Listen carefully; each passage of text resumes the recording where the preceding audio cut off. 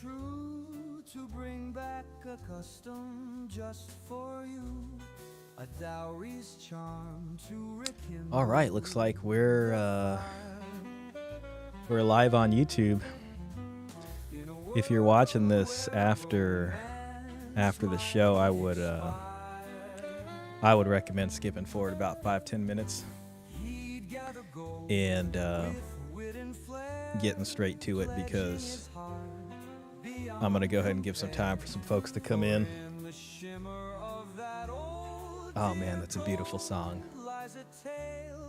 Shout out to Mr. Pitt for that, and also Dan the Man, giving us this beautiful music made by AI.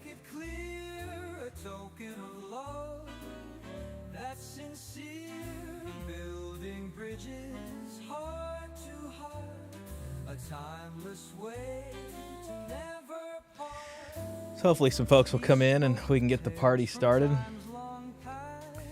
I'm gonna have to eat dinner here in about 15 minutes because I am fasting for Ramadan. So that's gonna be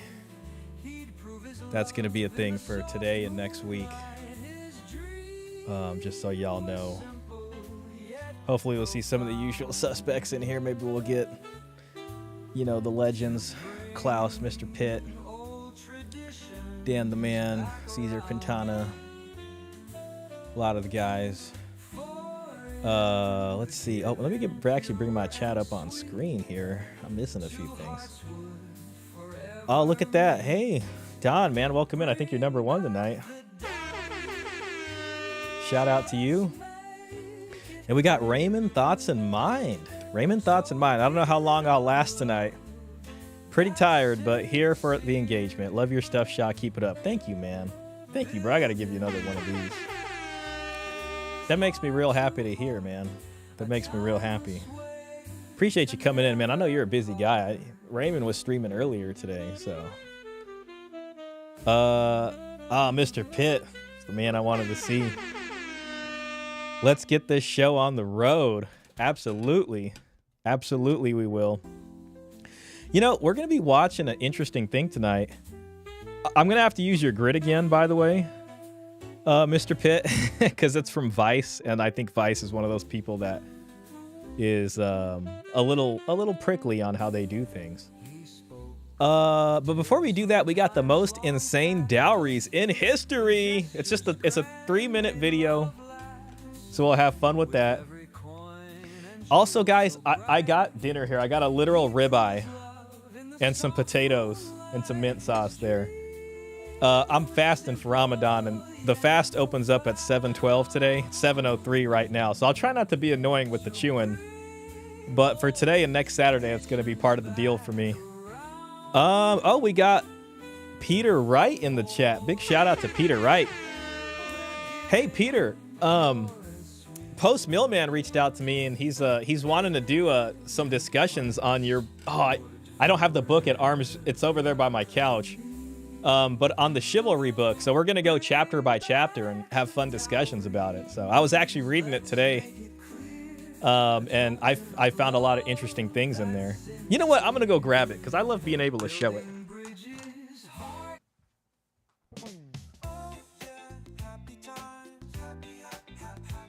Also, I'm going to restart our dowry song just for the folks. Uh-oh, we got another song playing.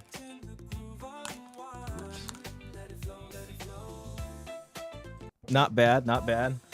But ain't a dowry song. Oh, that's weird.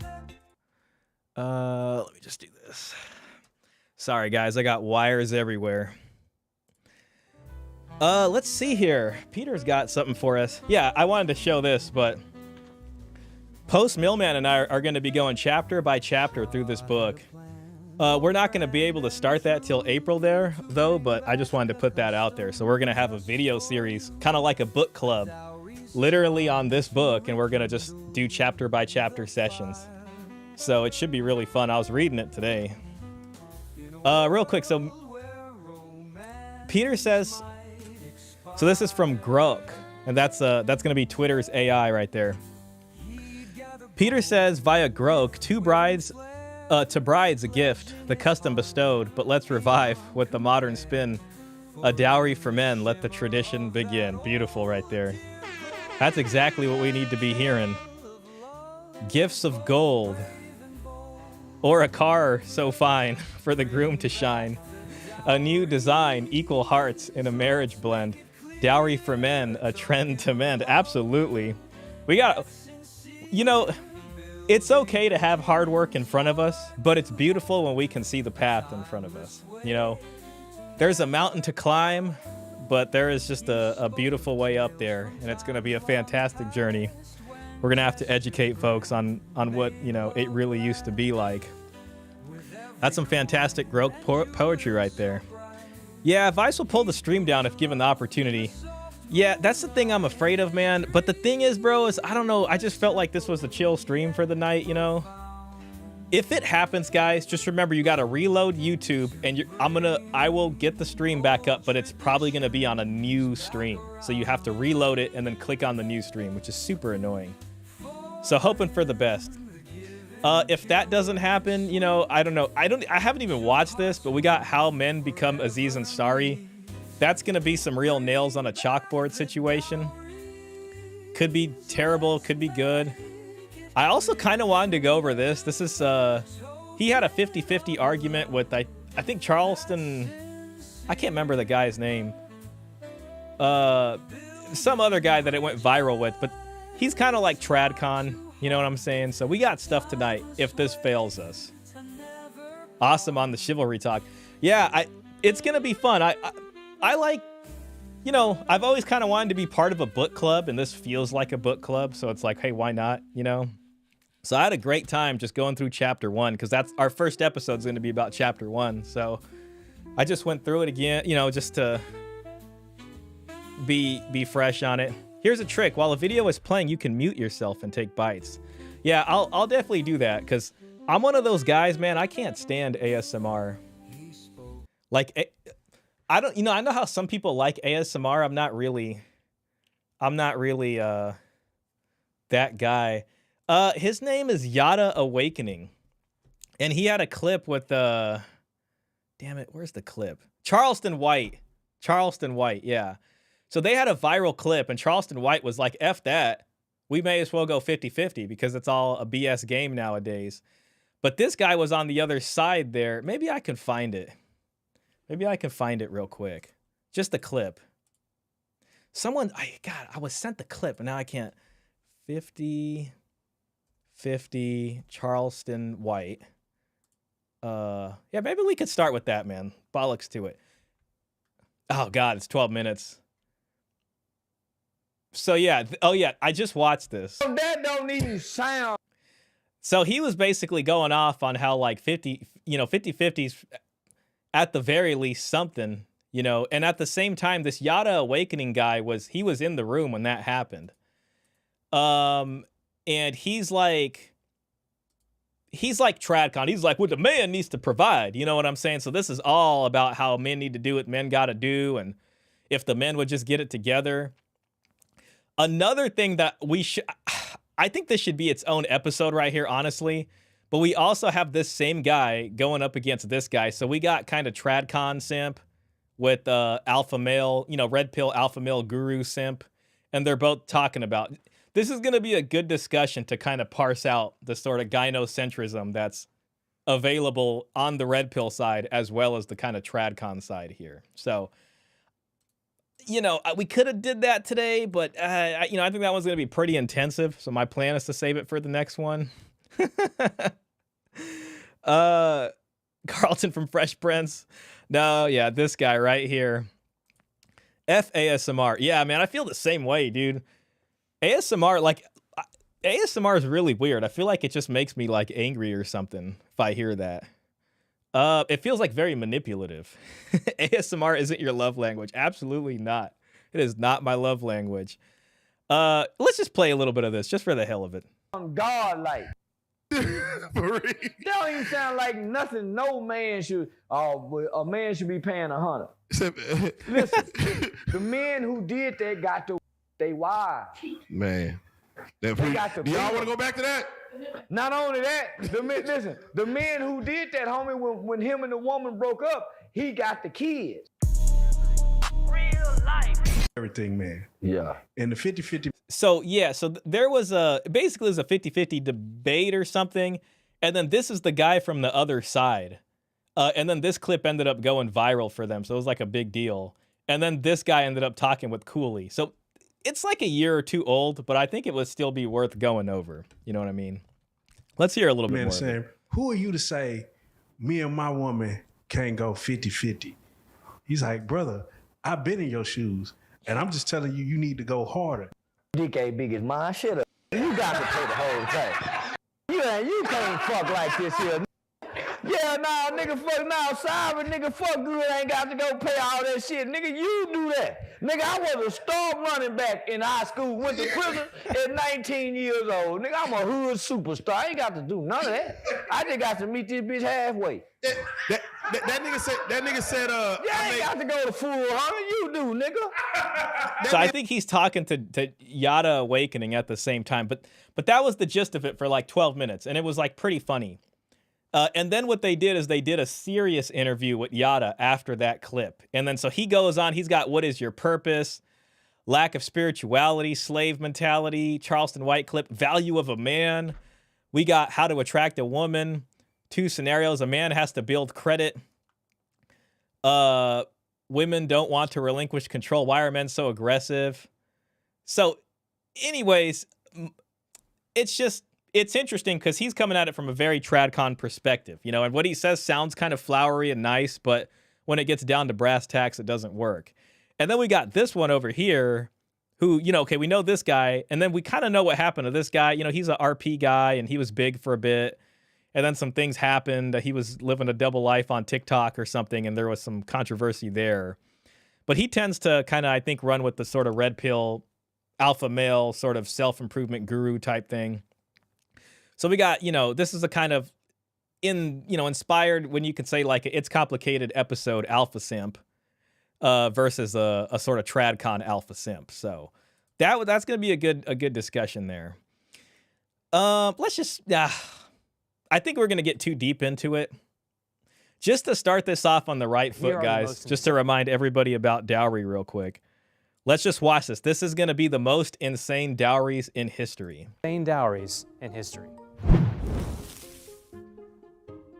To start, Eleanor of Aquitaine brought half of France with her. Imagine that on a registry. We need a blender, a kegerator, and half of France if you could. It's on our Williams-Sonoma registry. Medieval France wasn't a united country. It was divided into a bunch of little pieces ruled by dukes who answered to the king. One of those pieces was Aquitaine, which was most of southwestern France. So when Duke William X of Aquitaine named his eldest daughter Eleanor as his heiress, King Louis VI, aka Louis the Fat, said, "You'll be my son's wife, deal with it." So they got married, and Eleanor united Aquitaine with Louis VII's territory, which was mostly just Paris, but they got divorced and Louis had to give back Aquitaine despite wanting to regift it. So, man, I wish they would have went a little bit more on that story, but basically what happened is that area of France is so profitable. Like there's a lot of incomes coming from that, I think through like wine or salt, just all kinds of things. And so she was married to one king, and they had 2 daughters, okay? I believe it was 2 daughters. And then somehow the marriage got annulled. And basically this area of France right here, let me see if I can find it, which is like right here, when the marriage got annulled, the dowry is an endowment. So it goes back to, it's her inheritance. It's really hers, right? So once the annulment happened, she left with her dowry. And what ended up happening is she's now a single mom with 2 daughters with the sizable dowry, and she gets married to who would become the king of England. I can't remember which one it was. I think it was like Henry II or something. And basically, when she got married to that king, that whole region of France became pretty much England's territory. And all of this led to the 100 Years' War. So it's like a very fascinating history. I wish you would have went over it more. But yeah, the power of a dowry. And then they went on to have like 7 more kids.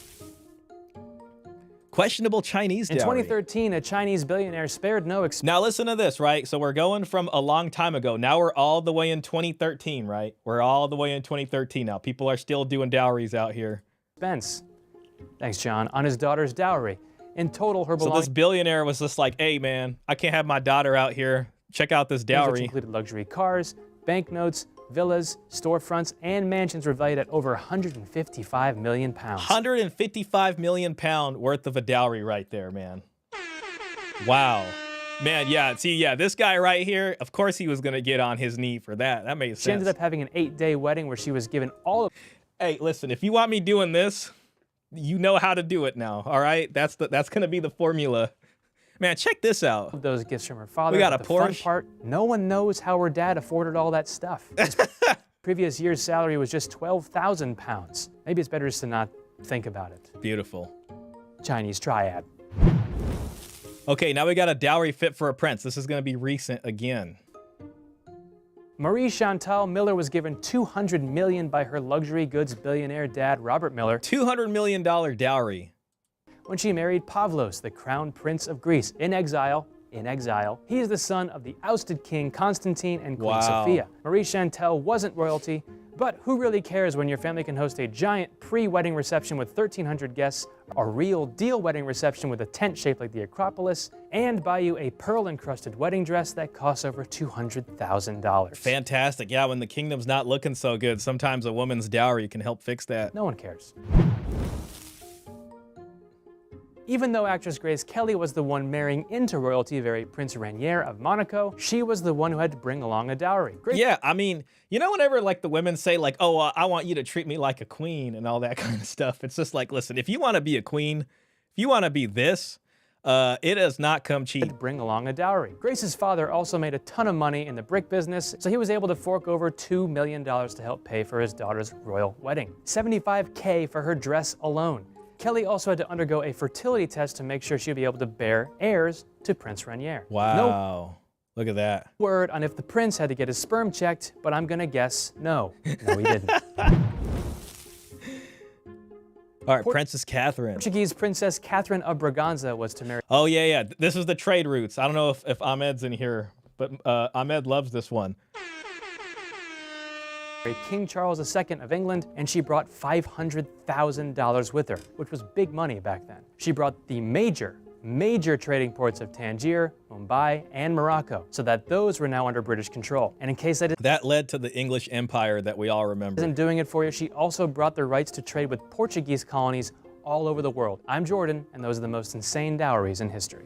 Beautiful. All right, yeah, I thought we'd have a nice little warm-up video just to get guys' imaginations going. ASMR is creepy. It absolutely is. It absolutely is. YouTube dropped a Ramadan advert on your live stream. Bit rude to interrupt there, YouTube. Well, it's very apropos. Speaking of which, it's 7:18, so I can actually start eating now. But we're gonna get this Vice, movie going. Hopefully, you guys don't have to hear me chew it. I'll try my best not to do that. Yo, happy bachelor. Welcome in, man. My dude, salutations. Hope everybody's having a good Saturday night, man. We're having a good time over here. All right, gentlemen, we're flying to Colombia now. Yeah. All right, Mr. Pitt, we're relying on you today. There's not a doubt about it. Colombian women are the most beautiful women in the world, but they're also the most dangerous. You never know when they might slip in your drink. You never know. You might wake up without your phone, your iPad, your... Now, see, I think some of the folks here have been to Colombia also. If you've been to Colombia, man, please let us know. credit card's missing, $5,000 in cash. You go scoping me? I got scoped here. What happened? 2 years ago. That's the coolest part. I don't know what happened. I woke up without my shit. Also, I want to say before this starts, to anybody who's a passport bro out there, we respect the passport bros around here. I get it. If I had a remote job and can leave and all that stuff, I'd probably do it too. But this video is probably going to be pretty biased against the passport bros. So, again, this is probably going to be a little nails on the chalkboard for some of you guys. But hey, we're gonna follow along anyways. All right. I'm telling you, I'll get kidnapped if I go there. Too blonde and eyes too blue. Yeah, you'll stick out. It'll be one of two things. You'll either be a celebrity or you'll get kidnapped. God forbid. God forbid. What's driving people to join extreme groups and subcultures? And what do their leaders promise? This is how you're actually going to win with the females in 2024. Oh, man. I'm immersing myself in fringe groups to understand the real motivations behind their beliefs. So I think I'm the most controversial because I say what a lot of people would not say. I've come to Medellin, Colombia. To meet the Passport Bros, a controversial movement aimed at young men fed up with their lives in the West. You continue to work from your laptops, and goddamn, you have spent 50% less than your boring life in your home country. They're inspired by online content to make new lives in emerging countries. How far is the US dollar going Colombia? You can come here and date a girl for cheap. Like, that's kind of what their content's selling. Gringos always pay. And find. Gringos always pay. All right, yeah, so we're going to get a look into this. You know, I think it's going to probably make some of the guys out to seem a bit creepy and stuff like that. But, you know, we'll be the judge of that. A very different sort of woman. Look, she's washing the dishes. Why are their leaders so influential? You know your vagina stinks. Cut the bullshit out. Oh, my God. And what are their followers running from? I actually left a girl who didn't respect me. And I don't want that psychological damage. Is this really the promised land? Usted puede matar 10 personas. Wow, it's strong stuff. I swear, they're going to find... Ah, damn it, bro. Man, I think we're screwed, guys. I think we're screwed. Let me just show you why. They've already found me out, man. See that? Heads up, we've detected video in your stream belonging to someone else. Your stream may be temporarily blocked. Yo, Mr. Pitt, I'm gonna... Man. All right, listen, if we can't do this, what we'll do is the Charleston White, man. How about that? How about that? I'm just gonna put a poll up. Chance this. Chance getting sniped, or go with the Yada interview. With the Charleston interview. Or Yada Awakening. Charleston/Yada. Damn, bro. I don't know why. Like last week, the Jubilee one, they just did such a good job, but I had a feeling this was gonna happen, man. Kind of scares me. If this thing dies, bro, it just sucks, man, because then it's like you have two separate streams afterwards. Dial down the opacity on the grid. Let's see what I can make happen with that. It's just like the part I'm afraid of is the part that I'm afraid of is they've already like kind of detected it. You know what I mean? Right click, filters, opacity. See, if I could have put opacity up there like that. Grid needs to be heavier. Yeah. I don't know, man. I feel like, you know, it's my fault, really. It's my fault because it's like I'm messing with these 18 million subscriber guys. They got all kinds of big guns on the other side, if you know what I mean. So far, I got Yada Charleston 100. I think that's the safer way to go. Yeah, the reason I think it might be too late, man, is because they probably got it fixed on the audio at this point. The last time I did this, the second time, like, they got me. Damn, that sucks, man. I really wanted to do this one for you guys. Guys, I think we should just exercise caution here. I'm not trying to get, you know, I'm not trying to have to go through all the BS. That sucks about Vice, man. Just be cool, man. I say we just switch it over to Charleston. What I'm going to do, I'm going to take off the grid. There's no point now. What I'm going to do is I'm going to let him go on for a bit while I try to eat a little bit. And I'll comment where I can. And then what we'll do is we'll move over. We'll move over to this one right here. How about that? Go at Yada. Okay. I think we're going to kind of get the gist of this clip pretty soon, so I won't go too far on it. I said I make $14 an hour. I mean, she gotta go. Like, in order for us to live, all right, we gotta go. Man, 50-50. listen, the whole Hunter nigga don't know. When I got in a relationship, I wasn't even meeting 50, nigga. What is he talking about? I wasn't even meeting 50, 22. Nigga, I showed up with trash bags. Nigga, 2 pair of shoes. Nigga. Some dishwashing liquid. Yeah, no, nigga, yeah, you go on with your college degree having ass. Nigga, please. We don't do this down here where I'm from. Hey, bro. Hunter?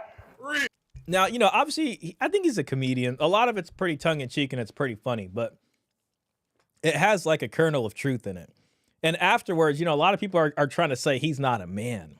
You know, like a real man would be willing to provide, would never expect anything from his lady. So that's kind of where this conversation went. And that's why they did the follow-up conversations.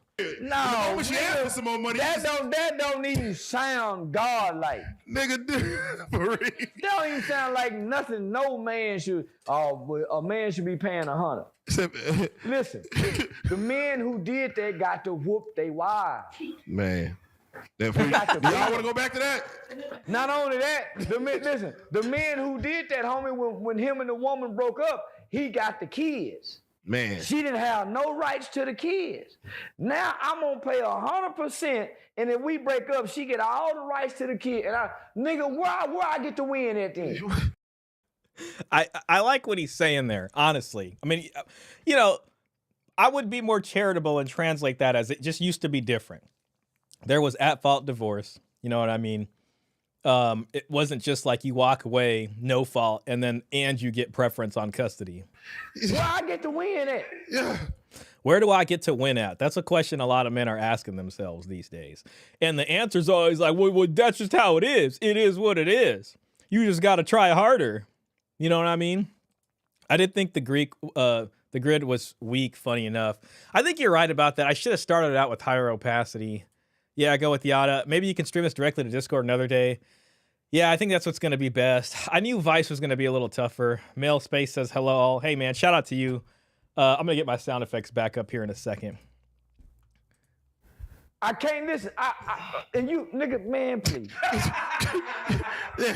Oh, my God. Real quick, let me just bring my sound effects up for this. Right here. Man, shout out to you, Male Space. I appreciate that. It's very generous. $19 super chat, just saying hello. Well, man, hello to you and a salute, my good sir. I appreciate that. I hope you're doing well also. Don says 100% authority commensurate with responsibility, as Rollo talks about, is what Charleston is talking about. Yeah, I think the challenge with a lot of this conversation nowadays, too, is, I mean, like, I want to ask, how do you advocate for this stuff without being accused of not being a man or not wanting to be a man? But then it's almost a pointless question to ask, because it's like, screw them. Who cares? I mean, we're going to get accused of that anyways. You know what I mean? Can you really, I mean, are they going to listen, you know, in that way? Put that dick on them, shut them the fuck up. Homie, listen, when I say shut up, you shut up. When I say shut up, I done put the dick on Mary around the corner. I said shut up. You feel the vibes. All right, so I gotta ask, man, speaking of like relationship problems, man, there's a... But nah, homie, listen. Yeah, go talk to us. At this point in life, nigga, if you got a woman sitting back and she's okay with you doing 100%, nigga, that ain't your woman. She playing the long card. You're not, homie, because we supposed to work together. Now. We supposed to work together. Why? Nah, because... Another thing that we're going to hear in this is that, well, 50-50 stupid. That's like roommates. It should be 100-100. But like, what does 100-100 mean? Does that mean you guys are both making as much money as possible and putting all the money in a pot? Or is it, well, you got to work and make the money, and I'm going to be around the house just doing the things here, and I gave birth to the children, and that's what's considered 100 for me? If I'm paying everything, that means you should be saving a bankroll.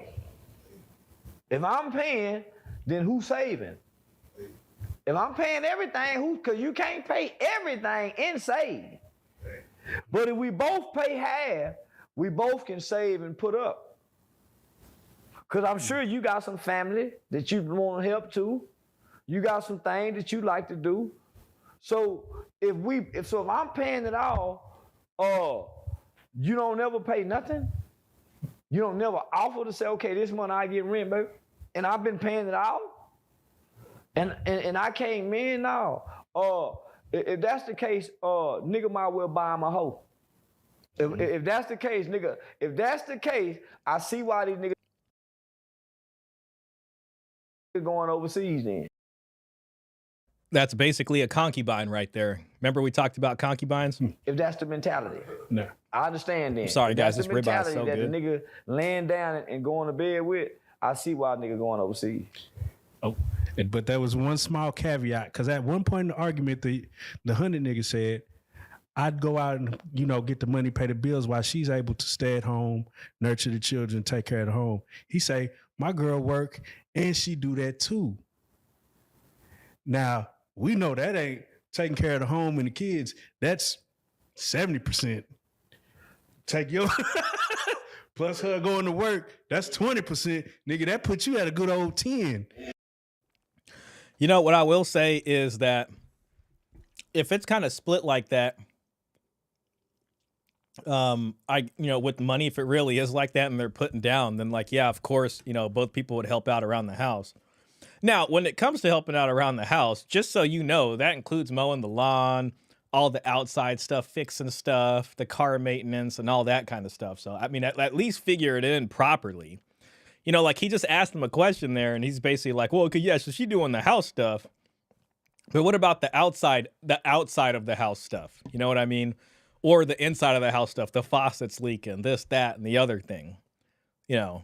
At that point, you guys are both paying somebody to do it. Say, homie, this what I know about the man. Everybody think the man is supposed to sacrifice his life for everybody else, and he don't get no reward, no respect, no enjoyment for it, and there's no return on it. The man's happiness don't mean nothing to nobody. The man's peace don't mean nothing to nobody. The man ain't appreciated, homie, till his presence is no longer there. That's the only way he can be appreciated. Yeah. The foreign woman. All right, heck yeah, guys, ribeye's gone now. If you give her a bag of fruit, it was amazing. Her and her family would appreciate the bag of fruit. Hey. The American woman done got so she said, you can't even take me to go get the Cheesecake Factory. Nigga. You can't even take me here. That woman overseas, nigga. Anything you do. There's a lot, I think he's kind of referring to a lack of respect. And it's funny because I just think about that Coach soundbite where it's like, I don't want no respect. I want some ass. And, at this point, I don't think the guys even give a damn about respect anymore or wanting that, whatever the hell that means coming from the other side. It's such a nebulous term. She appreciated it because guess what? She can't get it. Man. So now we're all entitled. So the woman automatically say, well, you got to take me here. But the man wrong showing up automatically wants some pussy and some head. Goddamn. Bitch, suck my dick before we go in this cheesecake. Shit. If I take, so the man wrong for saying, okay, if I can't take you here, well, let me ask you this. If I take you here, am I going to get some pussy? Hey. See, that's got to be understood now. Well, now they going to start saying, all you want is some pussy. Yeah, because if I that's like basically sugar babying. Take you here, I want some from you and your friend. Damn. Because you placing demand, so why I can't have no demand? Damn. You saying Razzoos come with ass too? Say, man, so the next day, so if I can't have this on this list, are we freaking tonight? That got to be understood before I come pick you up now, guys. So now it's gotta be understood. So now this is what I'm telling niggas. Nigga, you might well go find you a prostitute. You might well go find you a little broad, homie, and say, listen, how much your monthly bills? And that's pretty much the JUCO, what Coach talks about. I pay this, and we go fucking fuck. You might well do that, homie, because right now, the American woman now have reduced herself to a hoe, a prostitute. She don't want to be courted. Man, you saying something. God, nigga, she don't want to be courted, nigga. She don't, nigga, the first date, she don't want the first date to be at the park where I ain't got to spend no money. We just sit right here on the park bench talking and laughing, getting to want to know. She don't want that, nigga. Damn. Nigga, she want her bills paid. Okay, then start selling pussy. Start letting it be known this how much your pussy cost. Other than that, bitch, you playing with her, hoe. Y'all playing with her, lady. Man, I do wonder from you guys though, like how many of you guys, like if you do go on a first date, do you find that it's mostly people requiring you to take them to a restaurant? Like for myself, I feel like I'm able to pull off like a coffee or some kind of like easy date like that. A lot of the time, you know, and I don't know. I wonder if for you guys it's the same or different. So I see why the rapping niggas, when they finally get like, I don't know, I can't really do like a whole dinner kind of thing. That just sounds so annoying for a first date. And nigga, they act how they act with the women because the poor man can't do this. The poor guy who can't pay all their bills, homie, he's getting handled rough. Oof. He got expectations that they got the 100% nigga got. It's the average guy. And if you're the average guy and, you know, you go, how many dates can you go on? And if it's not going to last, or if she's just going to use you for dinner and, you know, 4 dates later, I mean, how many can you do to where it makes sense cost-wise? It's not even about being poor. You know, a lot of interesting thing too, what I was noticing is that when people talk, it's just like there's rich guys and there's poor guys. And they seem to forget, like, what about just normal guys? You know what I mean? But it's like if you're not rich, you're poor. It's just a crappy attitude. Don says, I've had girls ask about a restaurant, but rarely, mostly coffee or drinks. Yeah, okay, that's how it is for me too. And so I don't know if it's exaggerated. You know, you got to take me here or there, but I've met plenty of chill enough chicks that are cool with meeting at a place like that or like a boba spot or something. I don't oblige the dinner.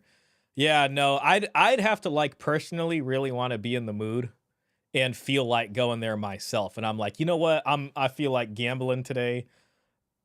So we'll see how that goes. So if that's the case, then so be it. But for the most part, it's like I'd have to really want to go on the date with them for that to happen. I don't know. But even still, if I'd prefer a coffee or drinks, like you said, because if it's whack, then it's just like, all right, well, it was great meeting you. You know, I got to go now. But if it's dinner and then you guys ordered and now you're waiting 25 minutes for the food and then this and you got to wait for the check to come, like that just sounds like straight torture to me. I'm not bragging. Before I was married, I got plenty of action from simple dates off of online dating sites.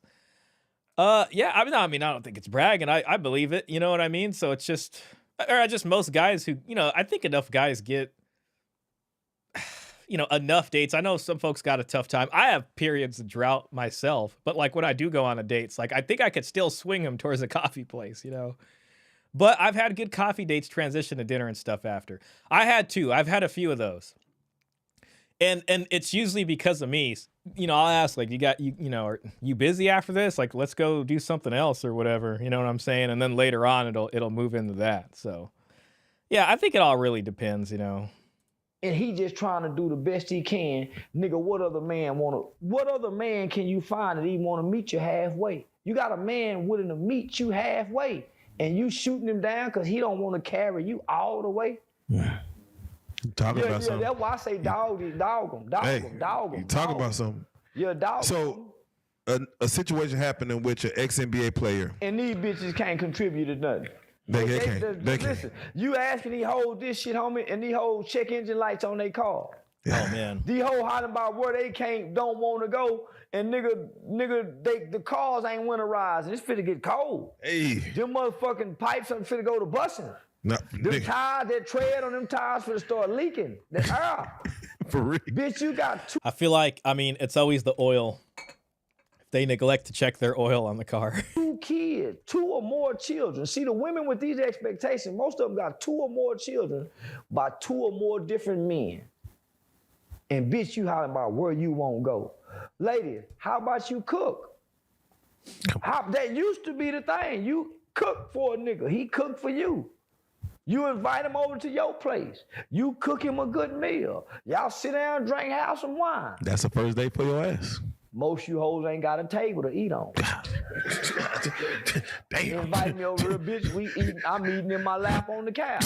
on the styrofoam plate. Man. I think we got it. I think we got it for what he's been saying. Let's just check out the comments, and then we're gonna move into what Yada thinks about this. We probably won't watch the whole thing, and then we'll move into the debate here. So that's the itinerary. This is from a year ago. My grandma told me if a woman is willing to sit and watch you struggle to pay everything, when you can't pay, she'll leave you for someone who can. The only reason I went 50-50 is because when I fell on hard times owing thousands of medical bills and my wife didn't even give me a penny, even gas money to go to my stepfather's funeral, but she's willing to give $2,000 to the church and hundreds to her friends. I paid everything before, but when I faced those trials and found no one in my corner, I realized the only person that is going to help me is me. Everyone has their reasons. Man, I mean, that makes sense. The only thing a woman is loyal to is her emotions. If I'm paying everything, who's saving? That's the realest, most simple logic ever. We work together. We work together. A woman who has your back and best interest don't care about anything you have. Life lessons. Never just give 100 to anyone. So the comment section on this is all on his side, okay? But when we go to this, and it's literally on the same channel, which is hella crazy.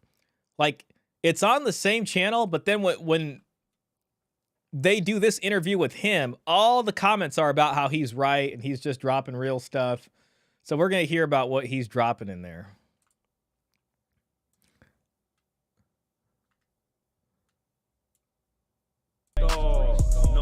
Yo, we'll pass that.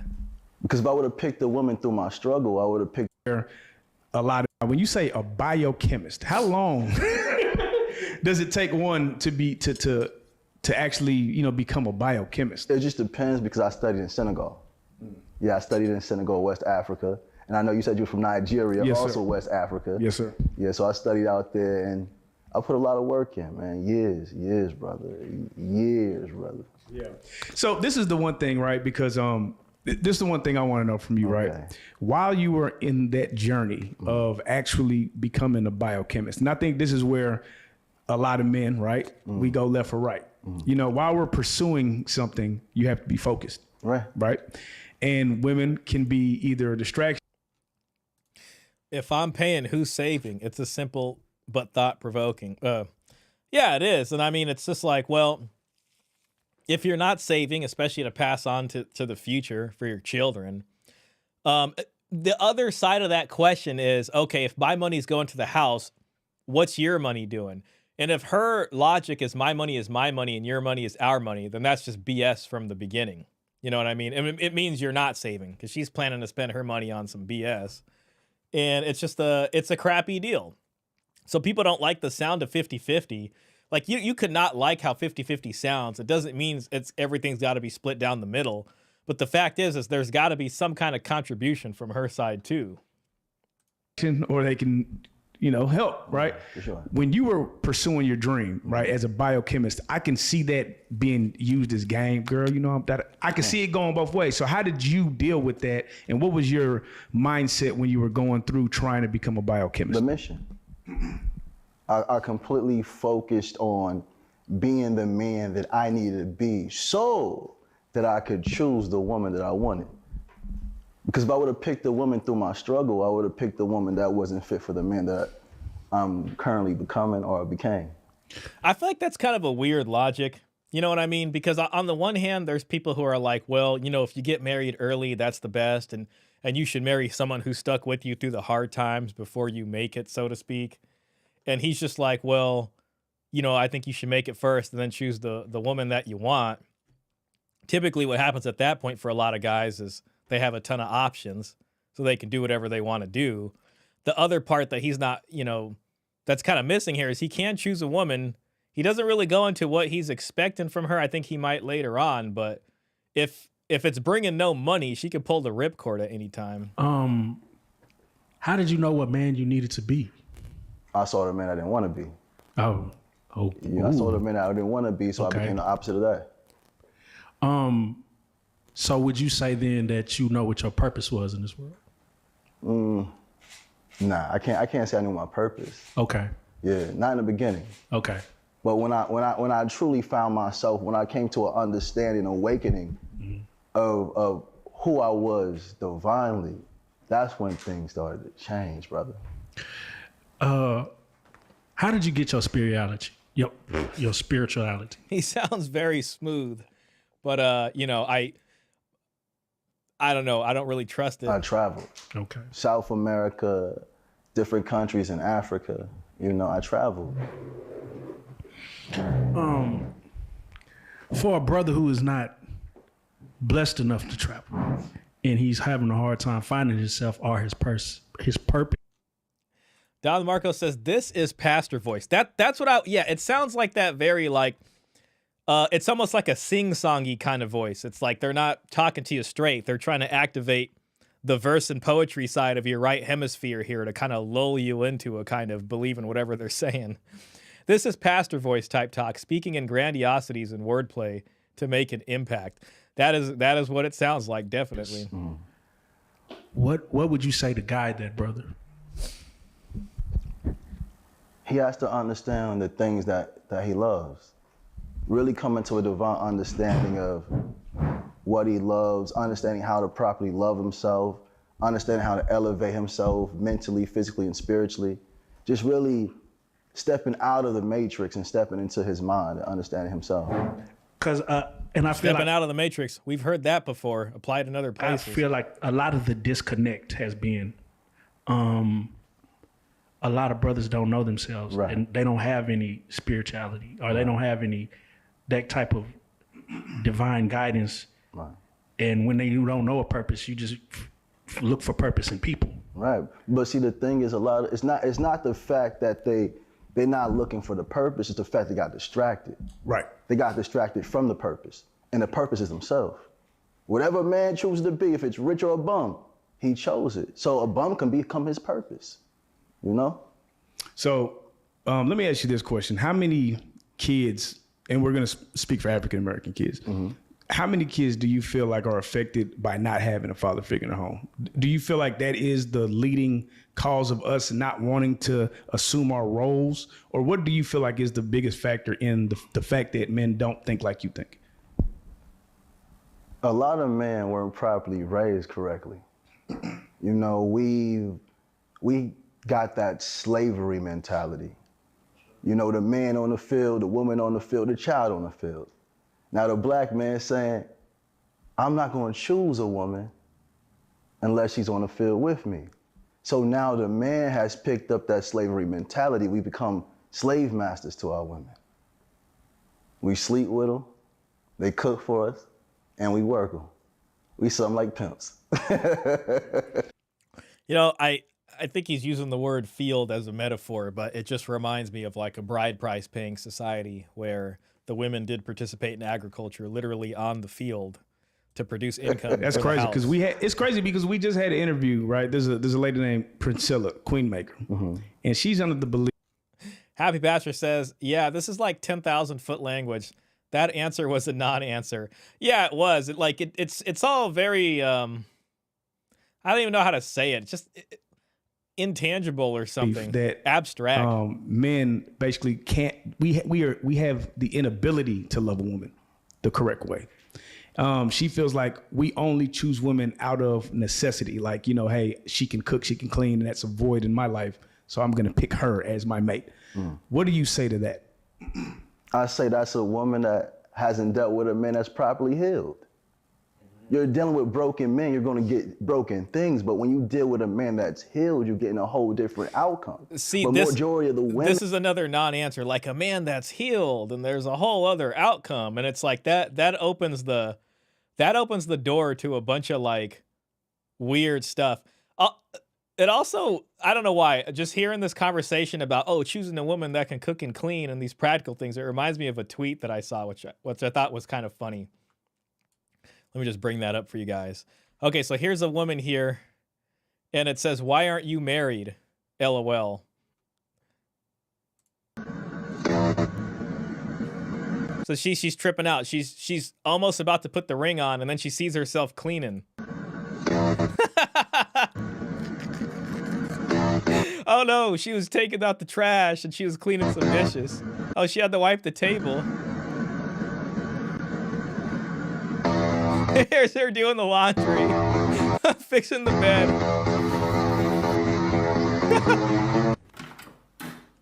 Oh, there goes the ring. Listen, of all the stuff that she showed on there, isn't this stuff that people do anyways? Like, if you're single, I mean, who doesn't clean their toilet every now and then? Who doesn't wash their dishes? Or do the laundry? Or like wipe your table? Isn't this like normal stuff everybody does? And it's just like, if women aren't going to want to do this for us, why would men in their right mind ever want to pay anything for them?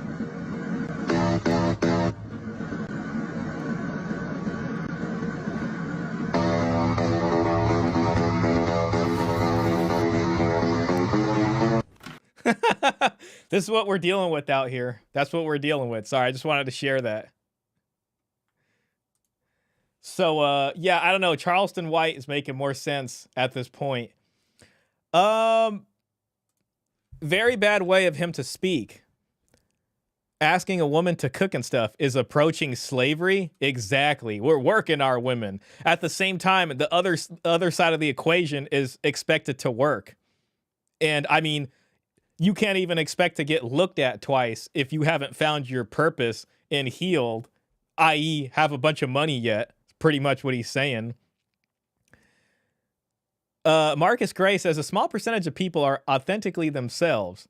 Most people are playing a character. That's very true. That's very true. You know, even like when you think of like the sort of alpha male type people, they're cosplaying a sort of cartoonish, you know, version of masculinity there. But yeah, I think it works for this guy too. He's trying to play some kind of I'm the perfect man. I'm just this gentleman. You know, I was raised the right way sort of guy. Male Space says, this is the world we live in, friends. Video with the chick is unfunny. It is, yeah, it's not funny. It's just like, the part that got me is like, is it the stuff you do normally just as an adult? What the hell is the problem? You know, like, especially if you cook for yourself. You know what I mean? It's like, cooking a regular dinner for a family isn't that hard. Like, if you're going to roast a chicken, I mean, just roast a slightly bigger chicken. That's it. You got it taken care of. It takes like 20 minutes to get that chicken ready, and then you put it in the oven for a bit. You know, I think it's like 20 or 30 minutes per pound, and you got yourself a roast chicken with some vegetables on the side. It's not that hard. You know what I mean? Just get a bigger pan and throw some extra eggs in there in the morning. I don't know. Like, it's just, and it's a problem, and they see that as slavery. And he's talking about that as if it's slavery. Are we sure this guy doesn't have some self-help grift going on? Maybe he's cosplaying as a biochemist. Well, he's a biochemist from Senegal. And, you know, I don't want to doubt. I'm sure the folks in Senegal are fine people. But it is a little bit when somebody who comes back here and they're like, yeah, I studied overseas over here. I'm a doctor, but I got my degree from the Caribbean. I do kind of perk up my ears a tiny bit. Not that that always means it's bad, but it's like, are you working as a biochemist? I don't know. What he said in the beginning of the show, though, I didn't show it, was that he makes supplements. So he sells supplements. So I think he uses his biochem background to create these supplements. Now, I don't know what the industry looks like with creating supplements, and if that's just a phone call to China or somewhere, like, hey, I need supplements. And then they give them to you, and then you're like, I'm a biochemist, and I'm selling this supplement. Please buy it. I'm not saying he's doing that. All I'm saying is it's okay to ask questions about this stuff. And that's talking about men that hasn't healed aren't healed women. Because healed women would attract healed men, and healed men attract healed women. Is that really so the true? That would have spoken, is that true at all? Are you broken? Because sometimes it seems like perfectly healthy people attract broken people, and then they get destroyed.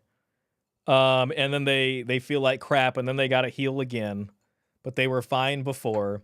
You know what I mean? And how does this work in the context of getting married young? Issues do you suffer from? And this is the real conversation that most people want to avoid. They want to run from themselves. But you have to understand, anywhere you go, you'll go. Yeah. Now, I got to ask this question too. Mm-hmm. For a lot of us, right, didn't grow up with our fathers in the actual household, right? Mm-hmm.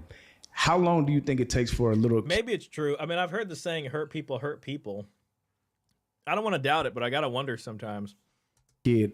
So I feel like sometimes a good person meets a predator. Sorry, I feel like sometimes a good person meets a predator and just gets destroyed. You know, and then we can sit there and blame him and be like, well, you just weren't healed. It turns grown to actually find himself as a man, because as a kid without a, you know, daddy, father figure. Brother, truth be told, most men don't. And that's why you hear people sound like Charleston White. When he responds. So He's going to blame the lack of fathers and all this kind of stuff. But at the same time, it's like, what role does the family court have in this? What role does custody courts have in this and all this BS? Or the mom using the, there's parental alienation, all these kinds of things. Is it all because the dad decided to walk out for some reason and guys just don't care about their kids and they're just like, F you and you need to suffer, woman? Or is that just a bunch of propaganda? Into my video. That's a lost, confused. So he works for Amway selling supplements. Man going through his second childhood. He hasn't lifted himself mentally, physically, or spiritually. He's trapped. So the only thing you have to offer is your body. You sound like a prostitute. So let's go. Let's get into it. You was here at the Charleston White interview. Let's talk about the clip that went viral. Now, I did ask the question. Now, the clip that was shown versus his full thought, I believe that was missed. He actually, after the laughs and the joking, he actually had a full thought that he presented, and I'll show it to you. But I believe that there was some validity to that. His stat was men aren't valued unless they can bring value. So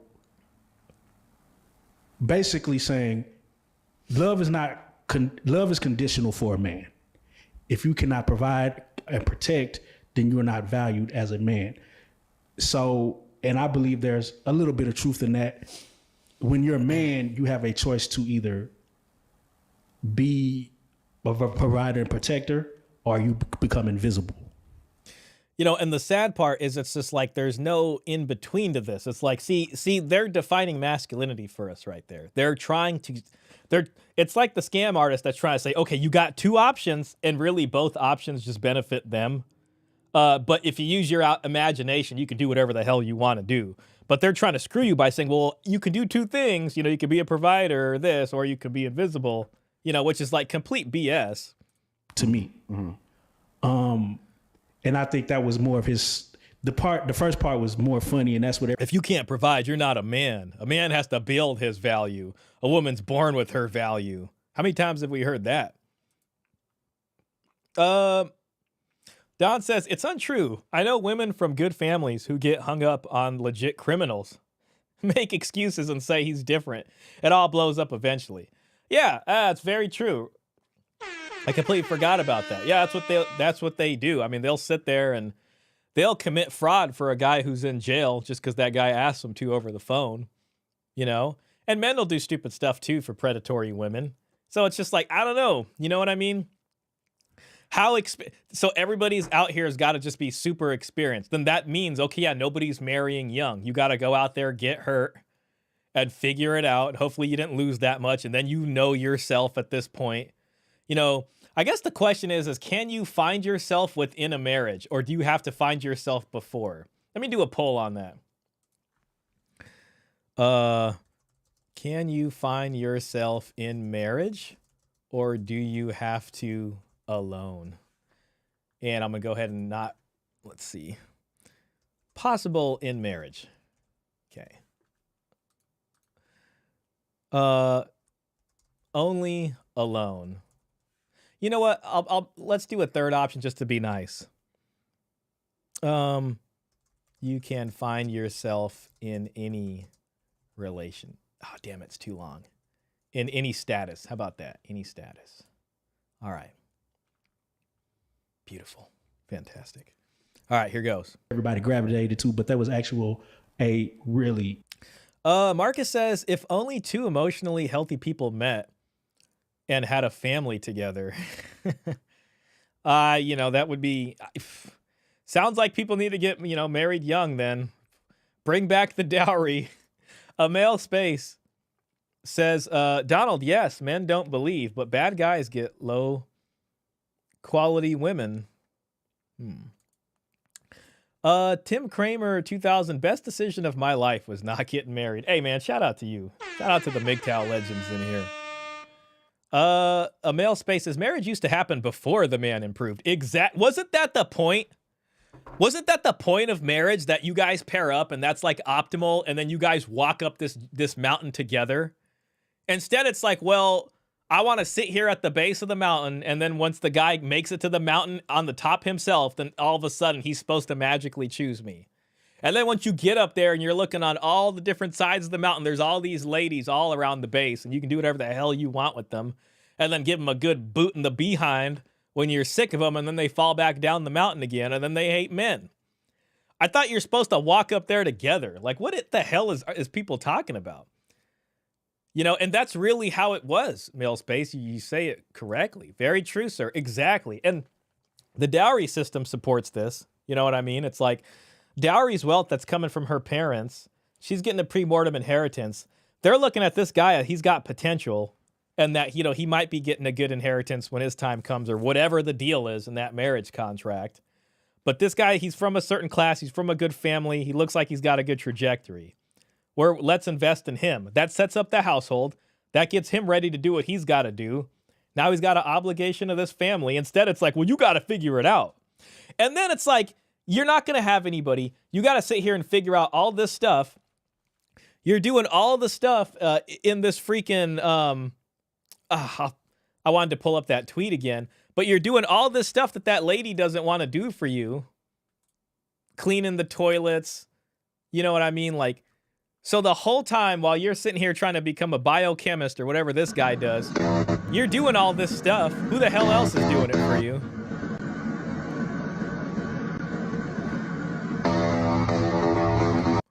Okay, so you're doing all that while you're sitting here trying to get to the top because you don't deserve nobody and you're invisible. Why the hell are you going to give a damn about a woman offering to cook and clean for you? It doesn't matter. You're like, well, I'm up here now. I don't care about you cooking and cleaning for me. Like, your cooking and cleaning is hella whack to begin with. Look at this. I just made a ribeye. I just ate a ribeye in front of you guys. Thank you again for putting up with that. I appreciate y'all on that.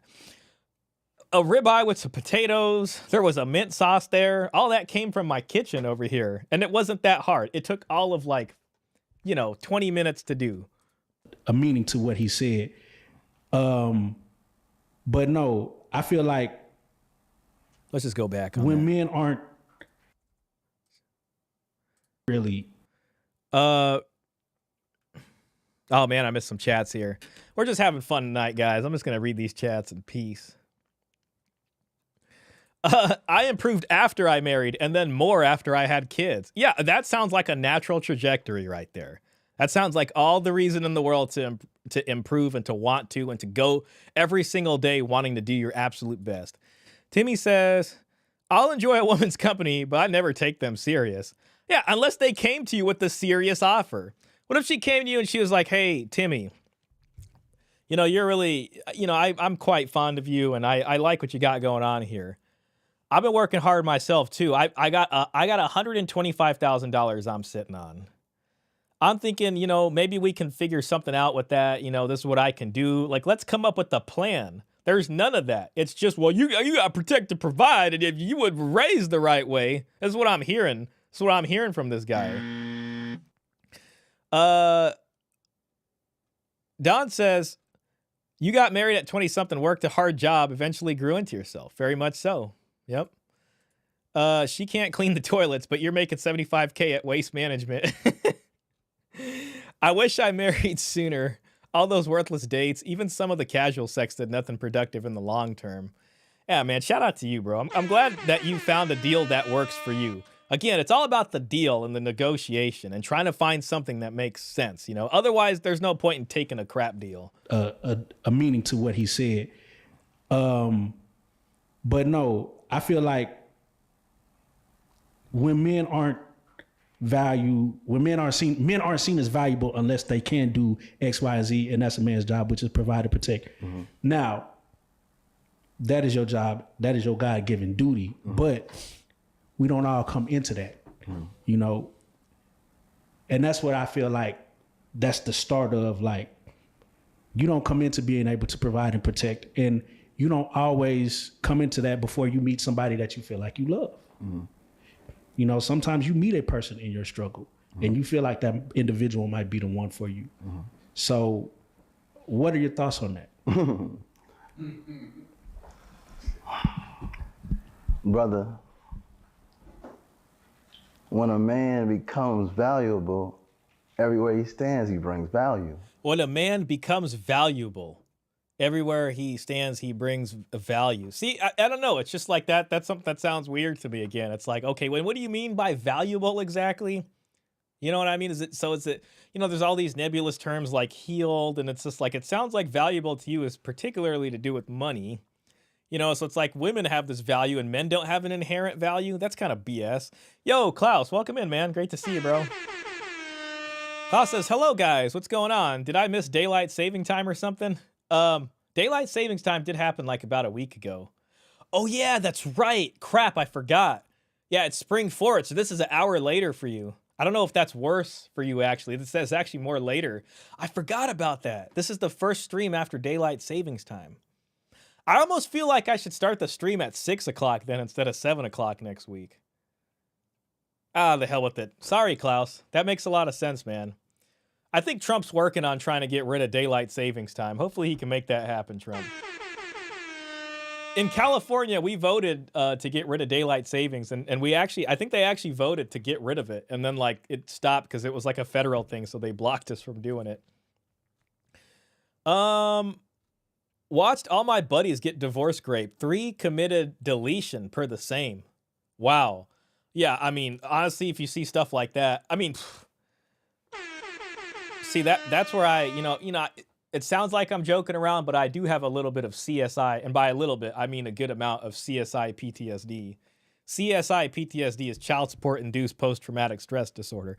When you work at a child support agency and you see this all day in front of your face, you start to think like, this seems kind of like a crappy thing to happen.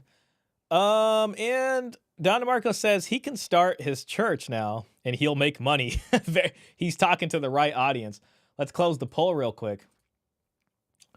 Okay, so it looks like Only Alone actually won. Oh, no, never mind. No, it's a clear 50-50 between Only Alone or You Can Find Yourself in Any Status. Okay, that's interesting. So if we understand that our given right is to provide and protect, that's what we must. Man, see, I don't know about that, Must do. And when a man's unable to do those things, he's not a man, he's useless. He's not a man, he's useless. Damn, man. Does that sound right to you guys? Like, if you can't do it, you're useless. You're not good for nothing. Man, if we took that attitude with guys, we would not have any of the technologies we have now. Like, for Nikola Tesla, I think that guy just lived in his hotel room his whole life coming up with all these kinds of things. But we'd have just been like, you're useless, you're whack, you can't do nothing. To a certain point, civilization is about people carrying other people who are more sensitive that come up with these ideas that take us to a new level. And if we had this attitude of everybody just needs to join an alpha male camp or something like that and figure out how to protect and provide, I feel like we just wouldn't evolve out of the damn Stone Age, you know what I mean? In war times, we need men that's able to shoot. I don't need a man with no arms. You're useless, brother. What if that guy's like a really good, strategist or something, and this guy's like, listen, this is what you guys need to do to win. I'm very familiar with this. I've been researching a lot of things. I could see what he's saying, but it's like his version of war isn't as simple as it seems. I mean, war has changed. You know what I mean? It's like, I don't know. It just seems like a very simple way to look at it, and I feel like it's just not good. Now, when it comes to a woman. And yes, I will say I feel, but it's like you could think of reasons why that's BS. Like, you're not useless. She's born with every egg that you'll ever need to give birth. She's born with value. Oh my God. Oh my God. This is disgusting. This is, you know what this is right here? This is what internalized misandry looks like. I mean, this is gynocentrism. You can say that, but this is also a self-hating man right here. This guy hates men. You know what I mean? Like that, but listen, I don't want to be mean or uncharitable. He seems like a decent guy, I guess, God bless the man, but it's just like, damn, like if you really listen to what's being said, it's just like, I'm not with that, man. I don't care. I get it. Like, it's tight when somebody makes it and gets a Bugatti and all these things, but those aren't the guys I care about. You know what I mean? Like, the people who are down here and they're, you know what I mean? Like, I guess this is supposed to be motivation. To me, this is BS. She's born out the womb with her children. Wow. Even much of the manure sphere, that's a good one, manure sphere, has turned misandric. Very much so. Now, we have to understand that her mother held her in the womb, and she held her children. So even her mother holds the grandchildren. So then who the hell do you owe the debt to? Is it to your wife or is it to your mom? Because it sounds like I owe that to my mom and not to my wife. My kids would then owe that to my wife later on. I mean, if we're going to go with, well, they gave birth, therefore they deserve this. Well, I mean, they did that and then everybody had to work hard. I mean, you know what I mean? It's not, the guy has to do things to ensure her health and stuff during pregnancy and all this kind of thing. Just the value of a woman. She is the tree of life. She must be protected. She must be provided for. She must be guided, and she must be loved. Because if we don't do these things, we see broken men. This is the kind of thing that leads to a high-ass divorce rate right here. And then on the other end of the spectrum, I mean, he's not said a single word about like women's bad decisions kind of in this process. Like you meet, you know, a guy like this gets married, believes all this stuff, and then this gets straight left, gets straight cheated on. Timmy's over here telling us about his buddies that had to deal with it. I wouldn't be surprised if they thought like this guy. This is crazy. What a freaking interview right here. Don says, it's not being useless. It's purposely not being used. Exactly, man. Very nice. You ain't gonna divorce Great Me or Daniel Penny me or Sugar Baby me. Exactly. And that's the thing right there. So if you're standing up for yourself, they're going to attack you and be like, well, you're not a real man. A real man. And then they're going to throw evolutionary biology. A real man naturally wants to do these things. And not even just for the family, but for the woman. A real man wants to do that. Gosh. Because the woman is the divine nurturer. Now, when you remove the nurture, the divine nurturer. Nurturing, you don't get a provider and protector. You don't get that. When a woman is on the battlefield, you don't get the love. Because it's a love that... Hey, didn't they say love can blossom on a battlefield? I heard that in a video game somewhere. These guys can't kill their inner simp. That's exactly what it is. Klaus says, that's how I see it. I will help my mom in every way I can. She's getting old, but I don't owe any other woman on the planet anything. That's how I see it too. I mean, yeah, my mom did that for me. You know what I mean? Shout out to mom. But some other woman that I don't know, you know, who the hell is this? Why the hell should I give you anything? There was actually, this reminds me of another tweet I saw. And it was a woman complaining about like how men aren't men anymore, basically. Let me see if I can find it. God, I bookmarked so many things. See if I can get past all my anime bookmarks. Let's see. We're almost there, legends. Gosh. Oh, here we go. All right, here it comes. Incoming. All right. So this is Better Batser replying to somebody. And he says, women want to be equal to men, then when treated as such, cry that they aren't treated special anymore. You got what you wanted, so sit down. Oh, wait, you can't. And it's in response to this. It says, I'm on a train and men are sitting in seats while women stand or sit on the floor. The declining birth rate isn't a mystery. Where the hell, like, what the hell does that have to do with anything? I mean, did she say an old woman who's like on a walker or a cane? Did she say a pregnant woman or something? Like, some people won't even get up for the pregnant woman. I would do that. I mean, like, what the hell are we talking about here? Are we just talking about, why can't a woman stand? Women can't stand? And then it's like, what the, you know what I mean? It's like most people on the subway, how long are you on the subway for anyways, realistically? You know what I mean? If you get tired, then you need to plan your trip differently. And how about not, you know, how about actually showing some hustle and getting on that damn train before other people so you can have a seat? You know what I'm saying? Figure it out. Like there's ways to problem solve here. But this is hilarious. 138,000 likes, by the way. I'm very pleased that these men are asserting their rights against parasitic women. The birth rate is down because men are refusing to father children with female parasites. Well, yeah, there you go. There's a like. Honestly, I think a lot of guys under 35 weren't taught chivalry. The guys over 35 have no excuse. I'm so glad I got the book within reach right here.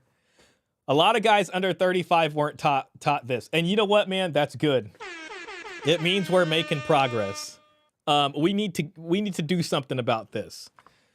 Why the hell should a guy do that for a stranger? That's not, she's not, it's not my mom. It's not my sister. It's not my daughter. It's just some stranger on the train. I don't know what the hell she's doing. She could have just got back from her JUCO date and she just got paid some, $2,000. And I don't know, she's on the subway, whatever. Like, I don't know what the hell this lady's involved in, and I don't give a damn. I'm sitting down, probably on my phone or something. Males, not men. You're right. Rachel Wilson. First of all, we know what the cause for the decline of the birth rate is. It isn't men or anything to do with men. We have overwhelming data from every culture around the world showing that the number one correlate to declining birth rates is women's access to higher education. A close second is women's access to birth control and abortion. It has nothing to do with men. Women like you have spent a century screaming at men, demanding equality and insisting that you don't need them and you can do everything yourself. Now you're going to complain about it. I'm sorry, but you're ridiculous. Either you want equality or you don't. You have to pick one. I have a lot more than this if you want to see it, but I'm working on a Substack piece. Hey, you know what? That's a damn good reply right there. We're told offering seats is benevolent sexism, so this is classic F around, find out. You lot broke the old social contract. Blame yourself, nobody else. Besides, you're all strong and independent. Why do you need our seats? And why aren't you angry that women didn't offer? There's another good question. I mean, if it's like an older woman or something, that's like a woman could get up and offer her seat. Gosh, they can be chivalrous. Do you want equality or do you want men to treat you like you're precious? You can't have both. So yeah, I mean, chivalry was born in a time when women were sweet, gentle, loving, meek, and innocent. How about you fight me for the seat? Chivalry, feminism. Where are the good men? Now, I was just actually reading this book today by Peter Wright, Chivalry. And he talks about how chivalry is actually the proto-feminism. And through chivalry is what was actually used to then lead to the feminist movement there. So I might be butchering that a bit, but I just had to share that with you guys. A woman can give to a child. Oh, Timmy says, reality. Women have been taking advantage for over 40 years. Divorce court. Yeah, exactly. And then it's like, why won't men get up on their seats on trains anymore? Coke addiction. I've seen pastors say the same BS about being a real man when a poor guy comes to him seeking help. Listen, it's so crazy. It's like on the one hand, it's like men are completely invisible. According to this guy, men are invisible. According to Michael Sartain, there's 3 genders at this point. But yeah, they expect these invisible guys to get up and give them their seat. Hell no, you're not getting my damn seat. I'm already invisible. And if I'm invisible, suddenly you can see me when I have a seat because the seat's valuable. And you're like, oh my God, there's some thing sitting there. Coke addiction says, I've seen pastors say the same BS about being a real man when a poor guy comes to him seeking help. Imagine if a poor broken woman came to the pastor and he tells her to be a real woman. Yeah, make better decisions. Oh my God, I mean, that would be national news if that happened. I feel like that place wouldn't even be given services in a week. It'd probably be, who knows what would happen, God forbid. Donald says, this is common charlatan talk, especially in Christian podcasts. Lecrae, Ruslan, Yada, etc. have lots to say about men's duty.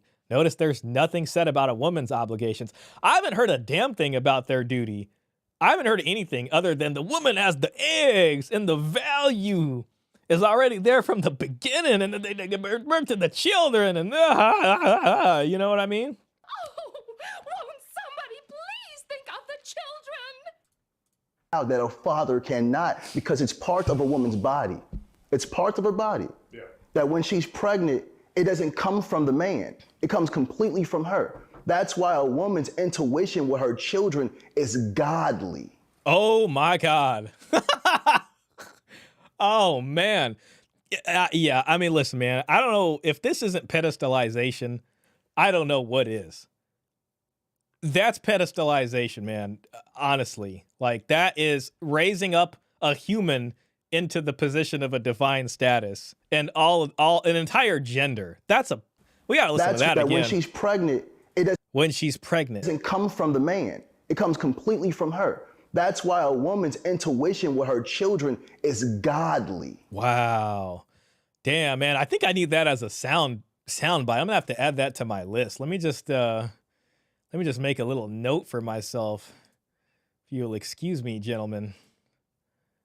Oh my God. Sorry. I'm gonna need that for later use. Like, it's worth stopping just so I can put that note in. What's the timestamp there? Damn, we're barely even 12 minutes in. That's crazy. 12:20. Timestamp. Sound effect. Beautiful. This is going to be fantastic. Sound effect, yada. Yada. All right. Fantastic. Fantastic. LOL, that sound drop. When was the last time a woman made her man a home-cooked dinner? God, I mean, well, yeah. And it's just like, who the hell even wants that home-cooked dinner? If it's coming with this, like, sort of attitude of like, oh, well, I slaved away to do it. It's like, I don't get that away from me. I'll just make my own damn dinner. I don't want nothing to do with that. That's it. Move to Atlanta. Start a church. Yeah, I mean, yeah, this guy's got a lot of money in his future, man. It's coming. It's coming. It kind of reminds me of that other guy we were watching that was talking to James Sexton. I mean, I don't know if this guy has a past, and I don't want to insinuate he does, but that other guy who cheated on his wife and he was like a pastor or something. I don't know, it just kind of sounds familiar, but who knows? I hope that's not the case for them. That would, sounds like he's got a family. Don DeMarco says, did he just say the man made no contribution to a woman bringing a child into the world? He has a science background, right? Well, he's a biochemist, apparently. The bio part of that biochemist part would lead you to believe. Let me ask you this question, right? Mm-hmm. So what do you say to the man, right, who actually does provide, right, 100%, right, but feels like his woman is ungrateful? How should he then move? That's okay. Not his woman is ungrateful. How should he then move? That's not his woman. Okay, so he's married, you're a few years in, you had a few kids together. Well, that's not your woman. Okay, so just get divorced. Well, all right, I there you go. I mean, he didn't say the D word, but he's just like, that ain't your woman. And then I guess it's all about this filtering process, this ability to choose. Klaus says, oh, well, I can cook better than most of the women I know anyway. Not going to rope me in for sure. Yeah, no. Why are you overpaying for someone to cook for you? That's just the biggest BS, especially if you have to do all this, become this quote unquote high value man.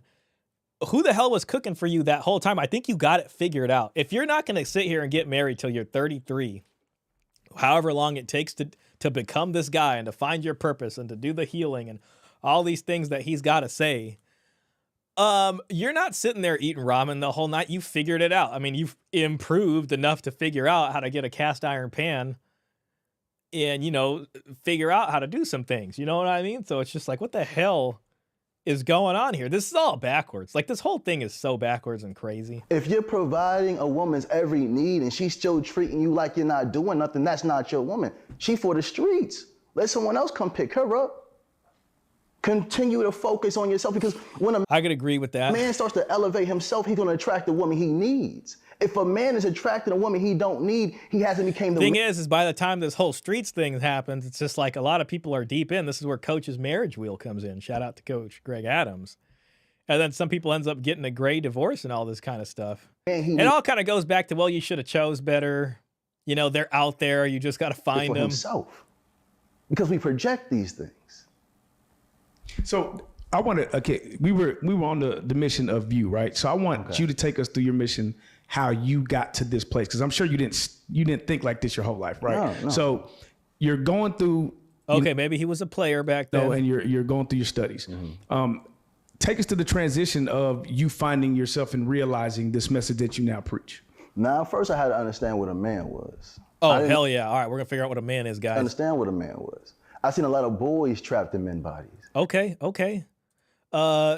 Donald says, just like Pastor Carl Lentz, same tactic, smooth talk, smile, hold eye contact, use grandiose language. Everyone should watch out for this.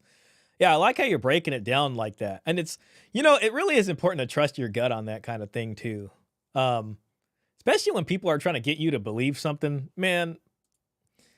You know, and a lot of times you can polite your way or nice guy your way into some BS and into bad relationships too. But it's like people are just trying to walk you down an alley with this stuff. And then pretty soon you're so far down the alley that like it's very hard to climb out of that and find your way out. Especially once they try to get you behind the dumpster. Klaus said he never heard of the bait and switch, it seems. Yeah, I mean, gosh. You know, again, I don't know this guy's past or anything, but he's just selling a dream. Timmy says almost every TV commercial is aimed at a woman, and the man is made out to be her simp fool to pay the bills. Absolutely. And in my neighborhood growing up, they weren't men.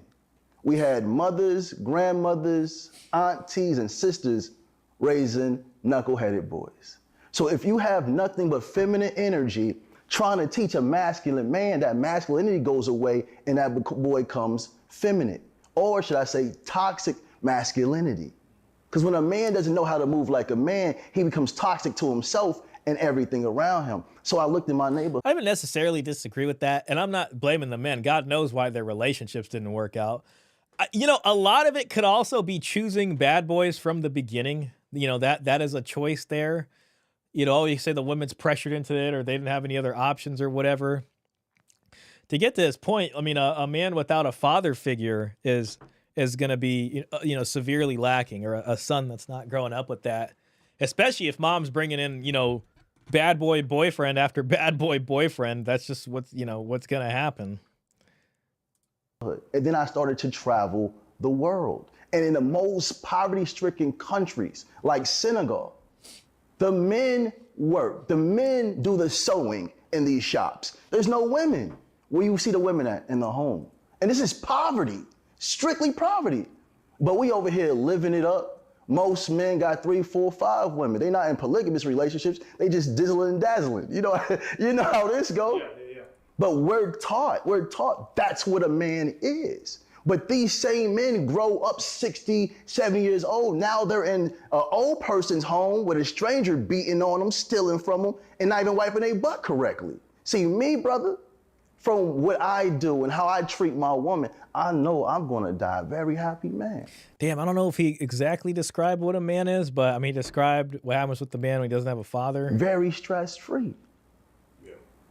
So I traveled the world, and I've seen how men with no money still provided for their family because they knew that it's a divine arrangement that comes from God. You know, that must really help. He said even the men were sewing and he didn't see no women anywhere.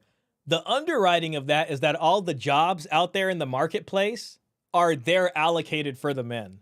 So in Senegal, half the women are not taking half the jobs from the men, thereby making it harder for the man to provide everything for the family. So, I mean, he's kind of missing this part. There's this whole kind of like thing of like feminism, equal opportunity, and all that kind of stuff that's hanging in the air.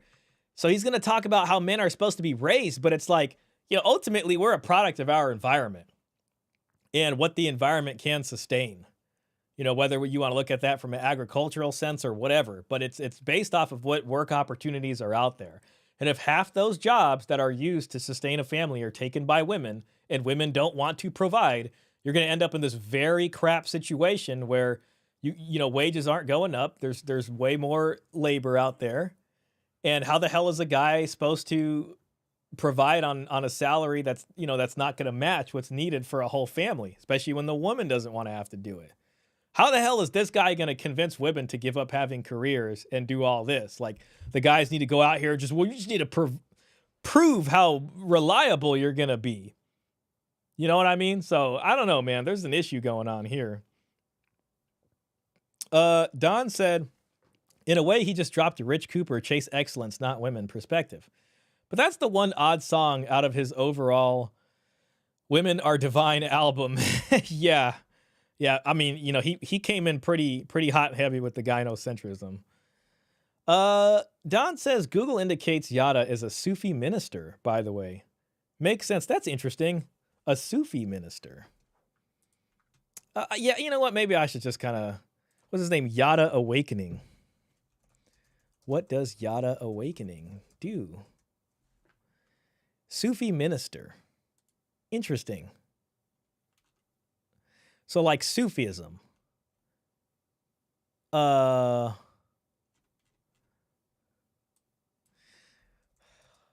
a Sufi imam? I've heard of a Sufi minister. Sufi minister or Sufi imam typically refers to a religious leader within the Sufi branch of Islam, often serving as a spiritual guide and teacher, leading congregations and promoting Sufi teachings and practices. Sufi is the mystical branch of Islam. Huh. Well, I don't know. It's interesting because this is probably where he gets his speaking skills from. I do wonder what if he's really doing that or not. Like, I'd love to listen in onto one of these Sufi congregations. America. You know, speeches that he does. Americans and Black Americans, they're confused. They don't even know what God is no more, bro. And typically, when it comes to any kind of thing like this means donations from the congregation, if you know what I mean.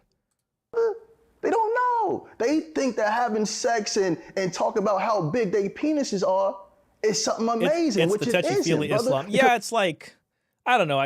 I've never looked too deeply into it, but I think it's like mysticism, basically. You know, kind of a branch of it. But I don't know. You know what I mean? He's man.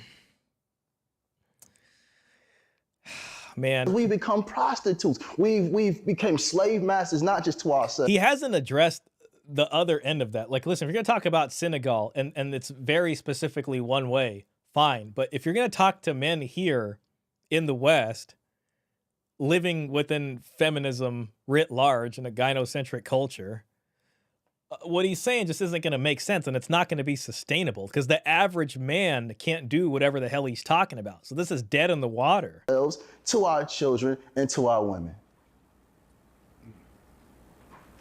So again, so you're on your journey, right? Yeah. And you travel the world. You see it. I see it. At what age is this? I'm curious. Man, I'm traveling the world early 20s. Early 20s, okay. Early 20s, I'm traveling the world. Okay. I almost kind of wonder if this guy's a passport bro. Like, I wouldn't be surprised if he's married to a Senegalese woman. I kind of want to look that up because it's just like, well, if he's, I don't know how far he would get if he's married to, let's see, Yada Awakening wife. Oh, looks like he might have an ex-wife. Yada Awakening, whose real name is Minister Yadan Yada, has publicly stated that he has two wives, one in Africa and one in the U.S., and that his first wife chose the second one. Okay, so that's interesting. I wonder if the one that's in U.S. is also from Africa. Like, that's just my guess. You know what I'm saying? So, I mean, yeah, he's playing something different here. It sounds like he's kind of a passport bro, if you want me to be honest. Does he have an ex-wife? No. Apparently he does. I don't know if that's true, though. It's kind of from TikTok, you know. So, yeah, I have a feeling he's playing by whatever laws are out there in Senegal. I don't know what the laws are like in Senegal, but whatever his experience is out there, it ain't going to work here. It sounds like he's familiar enough with out here, but I don't know if he's dealt with the family law court out here and all that. He traveled the world and he saw it. Amazing. And you see this and it clicks to you. So now I'm gonna put this out there. You're a biochemist. Mm-hmm. As a Black biochemist, right. I'm sure they own you. I'm sure they throwing it at you. So in this situation, are you saying in Senegal, and I'm gonna only try to focus on bringing a wife, or are you like, man, I'm running through them? Like, what was your mentality? Man, I'm a builder. I can't build now with a side piece, brother. I don't even know how. It wouldn't have been a side piece. It would have been an appetizer. Right. I need the whole meal. I need the mind, body, and soul. I don't want just the body. I put too much work in just for the body. Oh man. And then women are gonna love this. An appetizer. Right. I need the whole meal. I need the mind, body, and soul. I don't want just the body. I don't want just the body. I'm looking for the connection, for this, for that, to be a provider. Klaus says he's using the feminist discussion tactic, generalizing the very special exception. Yeah, very much so. I put too much work in just for the body. And then we don't know what this body come with. And I'm not just talking about physical diseases, but energetic and mental diseases. Now I'm picking up this woman's. You know, it's interesting. He's traveled the world. I mean, you know, he's mentioned people being for the streets, so I'll give him that. But at the same time, it's like, you know, you go to Senegal, you go to these places. I think he said South America. It's like, part of you can be like, man, I went to these places and the women were so different over there and the men were so different over there. This is how it worked, and it's really different from America and this and that. But there's really none of that. I mean, so unless he's just unaware that he's speaking to a largely American audience, you know, like Charleston, what's his name? Charleston White. Like this guy, I don't know. I'm sure he's traveled many places, but I think he's talking about women that are here in the West, whatever he's largely dealt with. You know, I'm sure he's traveled and he knows the differences, but I think he's just talking about, these guys are talking about two different places at this point. Bob's the builder. Yeah. Habits. Now I'm fussing and I'm arguing and I'm becoming just like her. No, brother, no. When a man becomes a man elevates everything around her. I want a woman I can elevate on each and every level. I done put in real work. So why waste it with a female that the next man can get? And then it's also not going to work too. I mean, look, listen, I mean, shout out to my Muslim brother over here. But the thing is, man, is, you know, like in the US where a second marriage is void, frankly, he's not playing the monogamy game also at this point. I don't know where his first wife is from, but he says she's in the US. Could mean he brought one over from there to here and then has another one over there because she said I don't know, whatever. God knows, but he's playing a different game. You know what I'm saying?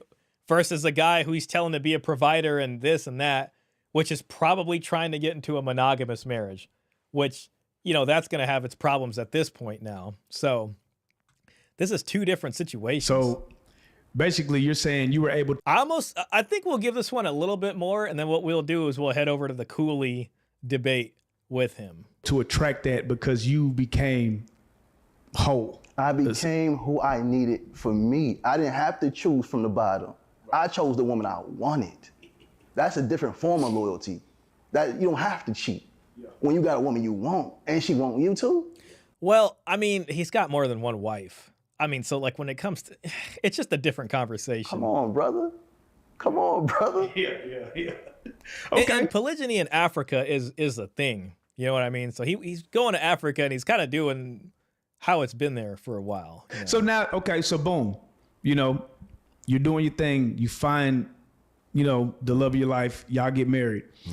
Give me 3 to... Oh, here we go. Okay, look, we got a section on monogamy. Oh my God. Okay, look, there's submission and there's monogamy. I might skip forward to that. Sugar addiction, how to get to the product. Masculinity, we might check that out. What is a real man? How to protect your wife. Why coitus is important. Okay, so I think we'll listen to some of that stuff. 4 tips, right? In order to keep a woman happy, in order to keep a happy home, right? They always say happy wife, happy life, right? Is that true? What are your tips? Happy man, happy life. The man has to be happy within himself. My happiness can't come from my woman. My happiness can't come from my job. My happiness can't come from my children. My happiness comes from me, because if my children's not doing right, my job's not doing right, my woman's not doing right, it's not gonna sway me back and forth. So if I'm happy, I control the level of happiness for my woman, and my woman controls the temperature within the home. So if I'm good, she's good, the children's good.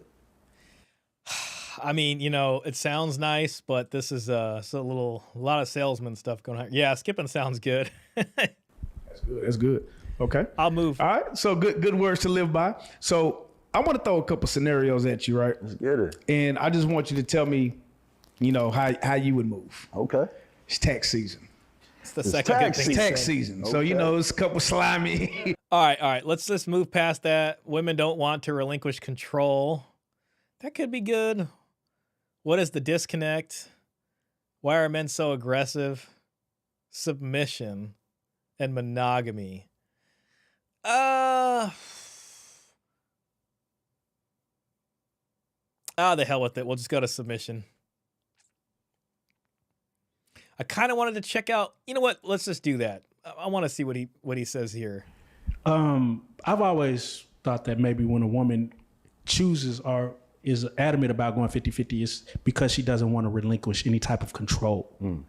And a man goes with that because it's not about control to him. It's about where am I going to stay? Where am I going to stay? If a woman doesn't want to relinquish control, what should she do what should she look for in a man to become comfortable in the fact that it's okay for me to accept? I think we kind of know where this is going. His guidance and his finances and his ability to lead. When a man is truly dwelling in his masculine energy. God, man.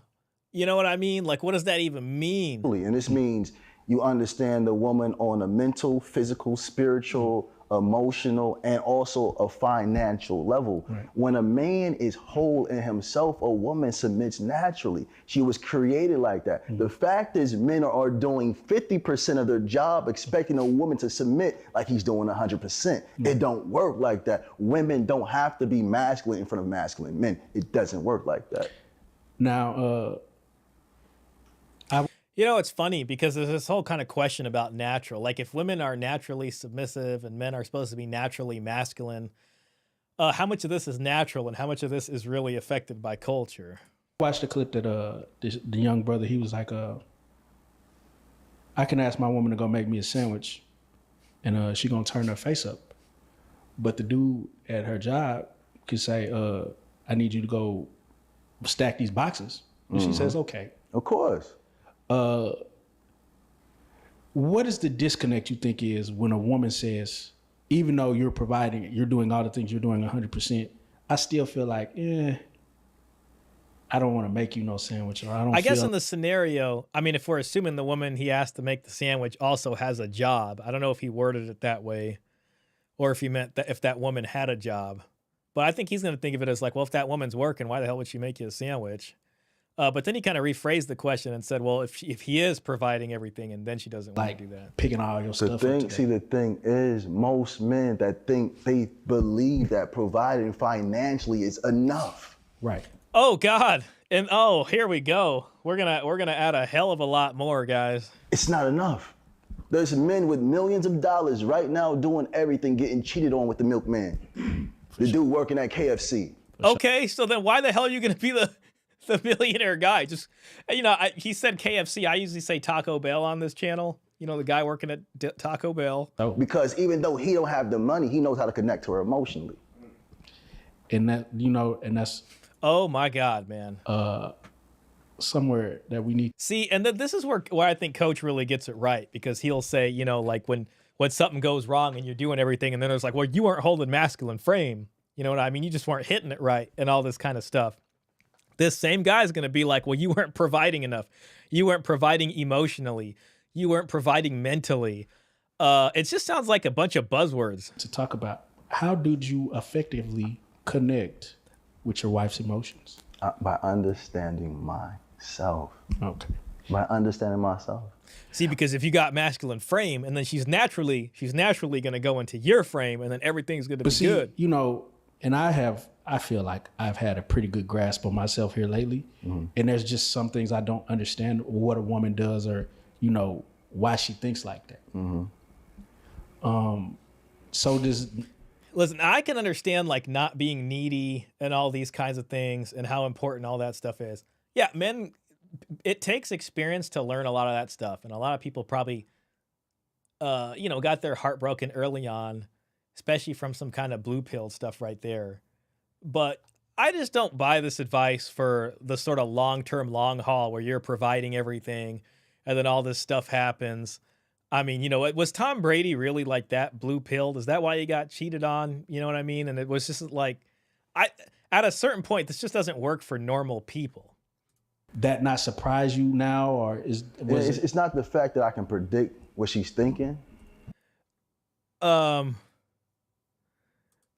says, I'm going to guess women can't trust men, and that's why they can't give up control. Klaus says, I'm sorry, but my masculine energy says not to listen to that guy, how to live my life. Yeah. I mean, yeah, I know, man. Oh my God. Mr. Pitt says, you provide, she cheats, their response, serve harder. Exactly. Yeah, you just weren't figuring it out. The fact that I'm aware when something's not right with her. And then I can say, baby, what's wrong? And I say in my home about 20, 30 times, baby, what's on your mind? How you feeling? You good? I'm on top of my job, brother. See, this is what a man does. I can literally wake up at 3 o'clock in the morning and get me a freshly cooked meal. Most men can't do that. When I walk in the house, my children run towards me. My woman stands up to greet me. Because it's not just the money, but mentally, emotionally, intellectually. Men have to be able to teach a woman. Knowledge is... He paints a very rosy picture. And I think a lot of people would like that, and it sounds beautiful. But man, you know, I don't know, just out of people I know, I think there are those moments, but there's also a lot of other moments that are very challenging that are going to come along with that. There's two sides to that coin, which is the truth. And that's okay, however you manage to deal with it. But I think painting it too rosy is also kind of selling a sort of hope strategy. Our value. A man becomes knowledgeable about how much he knows. A man becomes powerful by how much he knows. The true wealth is mental. Now, why undercover feminists, I think, look at this and this is just like, this is just a mark to be destroyed. You feel like, because on the other end, I think women probably feel like this is like infantilizing them. You know what I mean? And that, oh, well, they think we can't do this or we can't do that. They might even resent a person like this. Men are so aggressive when it's time to be taught that. Like with the gentleman you were trying to speak with, and you were trying to tell him, and I felt like the message was, your message was valid in what you were trying to tell him, but you were met with aggression. Why do you think men are so aggressive about being providers? Because he's a masculine man that picked up feminine ways, and it's clashing. And that's what you see. A man acting like his mother, but more masculine. He picked up feminine ways. This is what I gotta ask too. I would say that there are a lot of men, right, that would love to take care of a woman, right? But I'm not saying every woman, but there are some women that never seem to choose that man. Oh, that's interesting. What do you think that is? Probably like they're for the streets. Like, because, you know, you'll see her and she has the pick of the litter, but she chooses the person that doesn't provide or doesn't take, but she's going off of maybe pure emotion or attraction It's or not that. lust. She's going off of the synthetic power. He looks tough. He looks strong. The synthetic power. Acts crazy. They're going after the synthetic power when the real power is the men over here with the knowledge. Because eventually that synthetic power gets snatched away. He's in prison. He's in jail. That's not real power. This knowledge he holds in his mind can never go nowhere. That's why when he's gone for 10 years, she done aged 10 years. Now she want him, but he don't want her. So at least he's not telling people to wife up these hoes out here. You know what I'm saying? I can give him that. You know, like I said, it's interesting, right? Don says some will resent, others love this because it builds the beta provider. Yeah, I mean, I think they like that when it's convenient. Then at a certain point, you know, they might cash in or things start to dry up, resentment starts to build. You had, but I hear what you're saying. I think it makes sense. It go viral, right? I'm curious, what changed for you after that happened?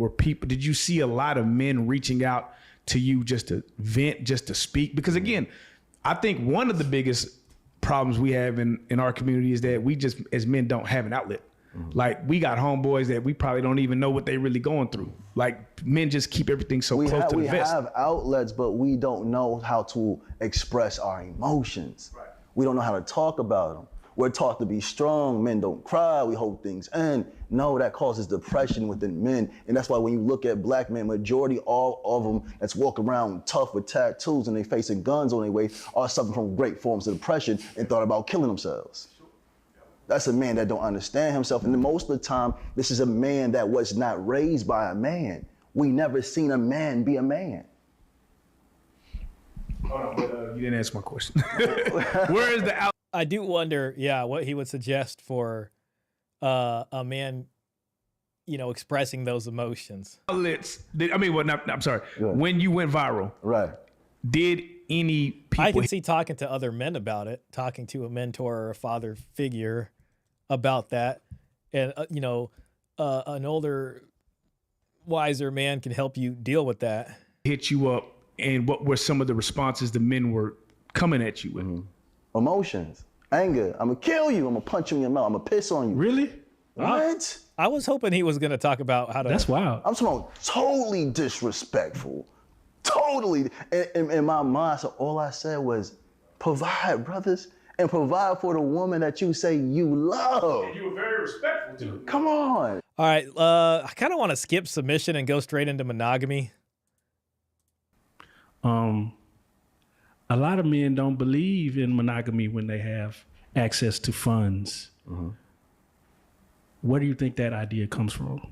Okay, so this is the high value man. It's the sleep with 50 women. Brother, I have 2 wives. Oh, well, there you go. Okay, he's got two. Okay, yeah. See, that gives a whole different spin on the interview. Yeah, I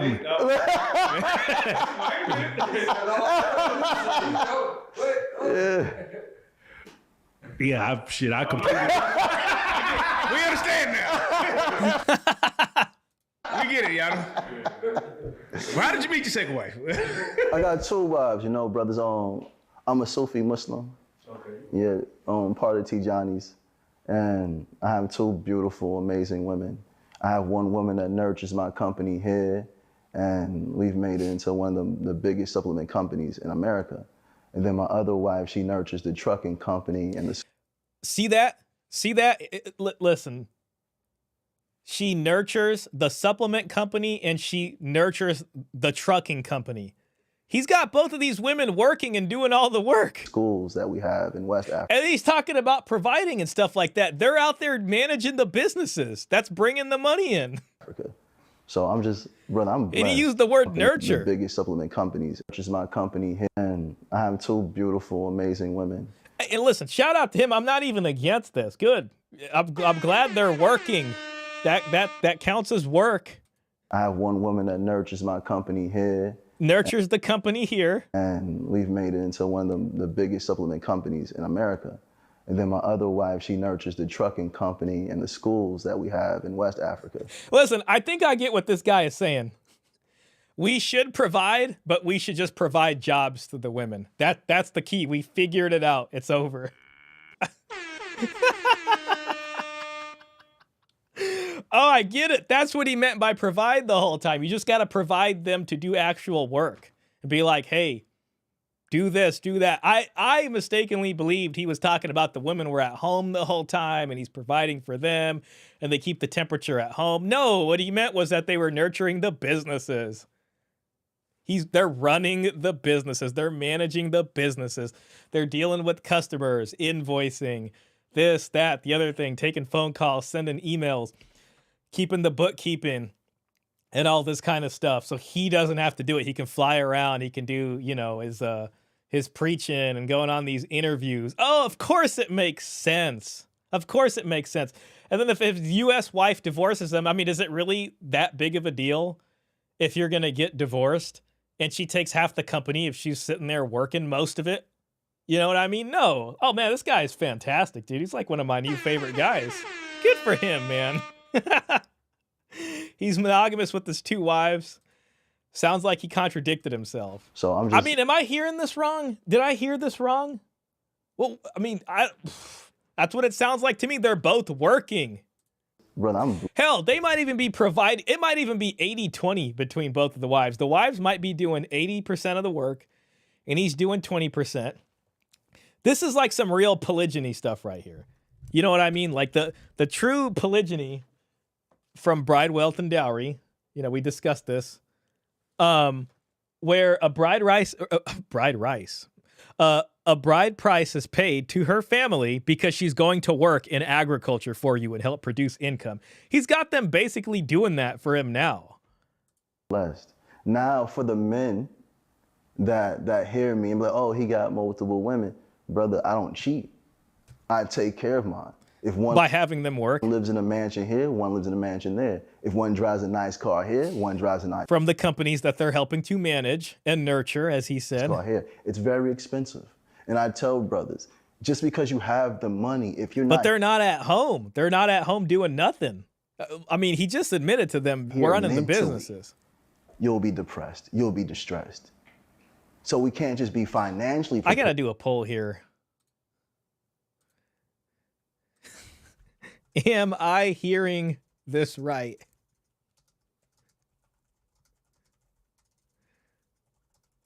Question mark. We have to be mentally and spiritually and also. Man, this guy is so good at talking.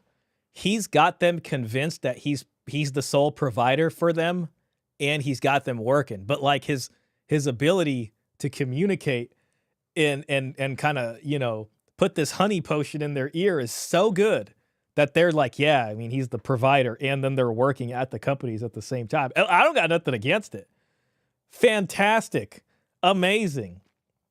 That's great. Now I get where all this is coming from. I mean, hey, I appreciate his honesty, but all this other stuff right here, I mean, this is just part of the game. I don't want to use the word gaslighting. I don't want to use the word manipulation, but it's all just part of feeding into that fantasy and then having them do what you want. That's really what it is.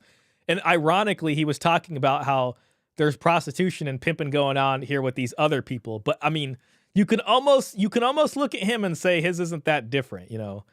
But you know, at least they're not out there prostituting themselves. He's got them working honest jobs now. Does he hear himself though? Physically, because you got to have children prepared. So diet is a must. So there's no scenario in where any of them get jealous. Never. Or you just okay. So when not when they're each running two businesses that make money. What's to be jealous about? Man, completely. You understand how to lead. And my first wife allowed me to have my second wife. I wasn't just saying I got money, I'm picking another woman. No. And they had to make sure they were great. And they are. All praises. So how did that conversation go? I'm just curious. Like, hey, baby, let me holler at you real quick. What did you say? You know, I was doing business in West Africa. And I'm like, man, I'm always traveling back and forth. I need someone that I can really trust here. I'm always doing business in West Africa. I need someone that I can trust here to run the businesses while I'm not here. We were talking, and I was on the phone with this sister. After the second conversation, I said, would you like to be my wife? She said yes. So I put her on the phone with my... You applying pressure. Without question. No dating, no nothing. My first wife too, no dating, no nothing. Oh, straight in. Straight in, because I understand the type of man I am, and I know I'm only going to attract the type of woman I need for my mission. No arguing, no fussing. Man, I'm blessed, and they're both pregnant right now. Oh, man. All crazy. Hey, honestly, I think he got it figured out. It's just a little different than kind of how it was being purported, but it sounds like it's working out. I think we learned something with this. All right. So many more questions just popped in my head. They gonna be real mad. Hey, you thought that was mad before, nigga. You gonna have to get a bodyguard. Cause I ain't gonna lie, bro. Like you, look like you. Yeah, don't date, just marry them. Perfect. Looks happy. Like I've never like. This is the like. Oh, what the hell? All crazy. All right. So many more questions just popped in my head. They gonna be real mad. Hey, you thought that was mad before, nigga. You gonna have to get a bodyguard. All right, well, we'll listen to this one and then we'll call it. Maybe we'll check out what is a real man. Possibly. Nah, bro, like you look like you looks happy. Like I've never like. This is the like yeah. You like yeah. So would you say he's got it set up pretty clean? I mean, he's got two wives and they're each there running the businesses. So they really. You know what I mean? He's just got to do a few things probably. And the money's just rolling in day to day while they're over there managing that. You know what I mean? So he's got the West Africa wife. You can put a lot of things in her name if you want over there. I don't know how the laws go. But I think when we got more clarity on this, a lot of this starts to make more sense. Hey, that life brought you even more happiness with the second wife? Or is it just abundance on abundance? Is it just on joy on type of joy? Like, hey, bro, I was just talking to my wives earlier today. Before I came, they want to give y'all some shouts outs as well. Shout out to them. Hey, but bro, I'm talking about, man, these women have elevated my life in ways I can't even understand. And that's why I'm pushing this message so hard. Stop being 50-50 because you're robbing yourself. Because when a woman... This is where it starts to sound weird. Like, I agree, man. I think they have elevated him a lot. I mean, these businesses being able to run with somebody he can trust, and they can sit there and manage other employees and this and that. Great. You know what I mean? But when he says 50-50 or like these other things, like, it just sounds different. Like, his arrangement's just a little different. Yo, Karen, hey, welcome in, man. We're just chilling. No worries, man.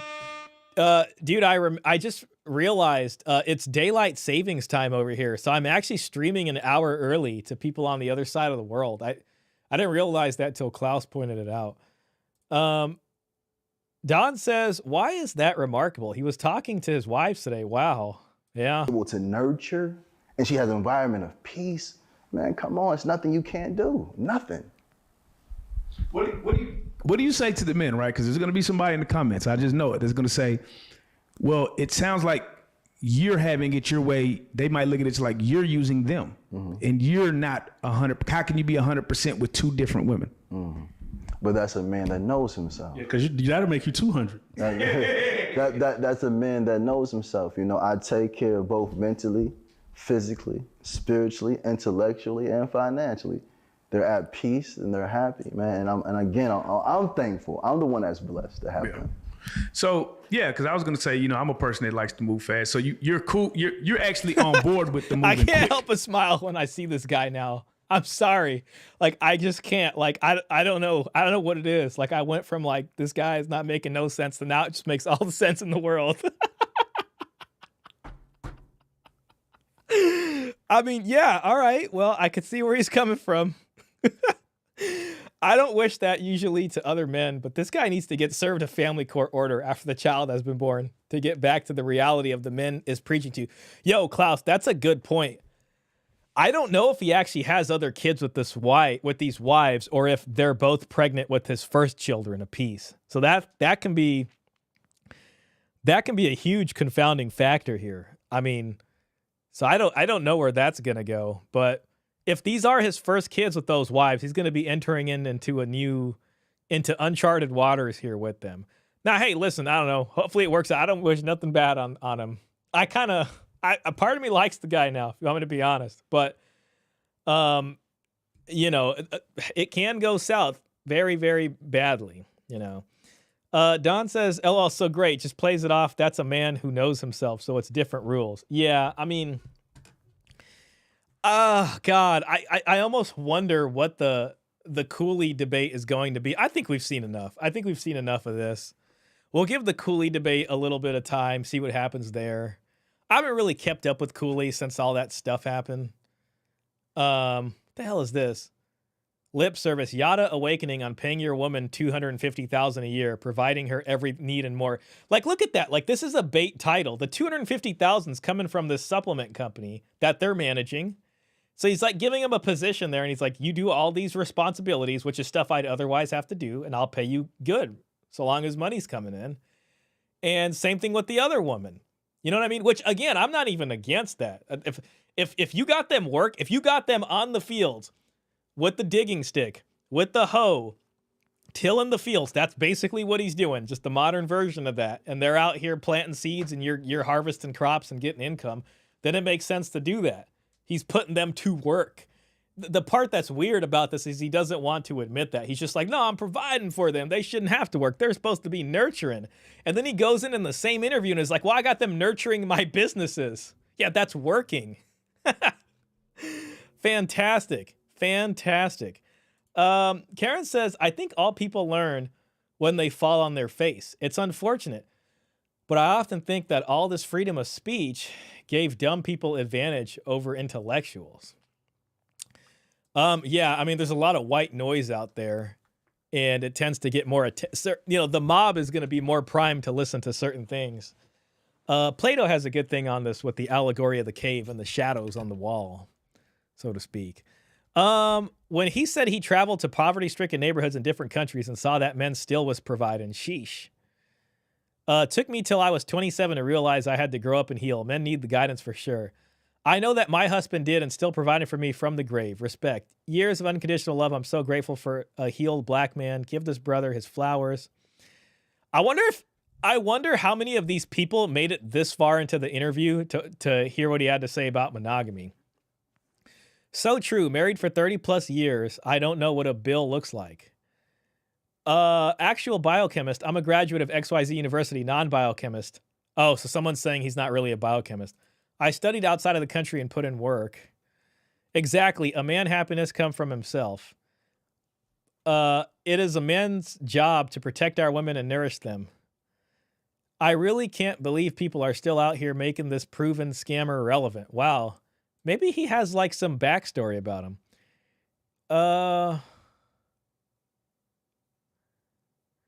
It's not people, it's the system. The military, he's an agent on an assignment that he's not a real person with a genuine business or backstory. Yeah, someone's got to explain that. I mean, listen, I can see how this has scam written all over it. I just don't know what it is all I'm saying. That's a fact. I heard my mom always say women don't need a man. I have and continue to pray that curse away from me. I love this whole interview. Yada is such a great man and working through God. Been seeing him getting his recognition. I'd be interested to know if you question him about his alleged history of repeatedly putting his hands on his former wife. Oh, so he does have an ex-wife, as well as his alleged scamming of his customers. Okay, that's interesting. I'm going to need him to fully address this before I can take anything he says about manhood seriously. There's 105 comments here. That's got a lot of likes. This, because he had to start somewhere before he can educate and downplay other men. Everyone has a backstory, and until he can be truthful, he is just another judgmental talking head. I got to figure out what this guy's backstory is. Let me look this up. Like, you know, I don't know if this guy's a scammer. And I mean, listen, I don't want to... Truth about Yada awakening. Dun, dun, dun. Yada awakening charges. Oh, 6 days ago... Stop the scammers. Yada and Aja exposed. Yada awakened a scam years ago. Damn, I just don't know which one of these is reliable. There's so much stuff out here. And it's all like YouTube and TikTok stuff. So it's like I can't even... Let me see if I can...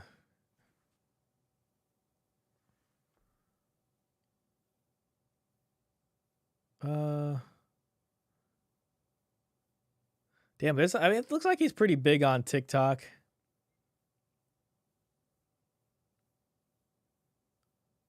I don't even know. I'm not even sure if any of these, there's like a lot of stuff. Okay, and I just want to say this before I go to bed because it's really sitting on my conscience. There's a creator on here by the name of Yada Awakening, and he went viral for this video when his wife was pregnant. He was I can't remember if they were like in water or what they were doing, but he was just like complimenting her and saying how beautiful she was. You know, he was saying a lot of beautiful words to her, and you know, it was a beautiful video. All the things that he said in the video were beautiful. And then I went to his page and I was just looking at all the videos, and in every last video he's basically recording his wife and he's saying all these nice things to her. And I don't know why. And this is not me hating y'all. Like, I love to see black love, especially black genuine love. I don't know why, but something is off about them. Like, I don't distrust what she's saying. I mean, I get that something is off feeling. Really genuinely don't feel like the way he uplifts her on social media and the way he talks to her on social media, I don't feel like it's like that behind closed doors. I don't feel like he treats her like that. Something is off about them, and just mark my words, when something comes out, and this is not me hating, like, I genuinely do wish and hope and pray that they have, you know, he's like, okay, so she doesn't got the story, but it sounds like there's something going on there. Sorry guys, I just got to look into this a little bit more.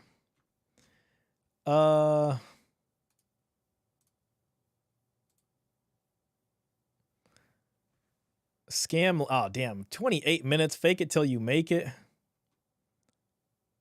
There's a lot of money to be made in telling women what they want to hear. All right, guys. We're going to have to put the Cooley one on All right. the back Monday. burner Welcome for a back second. To the channel. I hope everyone's weekend was well. My bad, guys. I'm like invested in the story. Let me just see if I... Karen says, I think all people learn when they fall on their face. It's unfortunate, but I often think that all this freedom of speech gave dumb people advantage over intellectuals. Smart people learn from everything and everyone. Average people from their experiences. Stupid people already have all the answers. Socrates.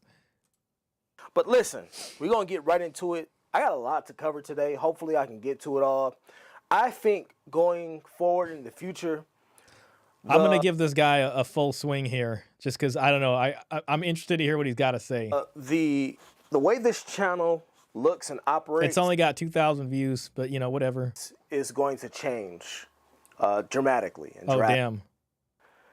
I have so much that I want to talk about. But anyway, that's for the future. Going forward, I do want to get into live streams for the future. Again, I think there's just so much more I will be able to cover. But today, for this particular video, starting off on Monday, we are going to be talking about Yada Awakening again. And I told y'all, listen, I know a scammer when I see one.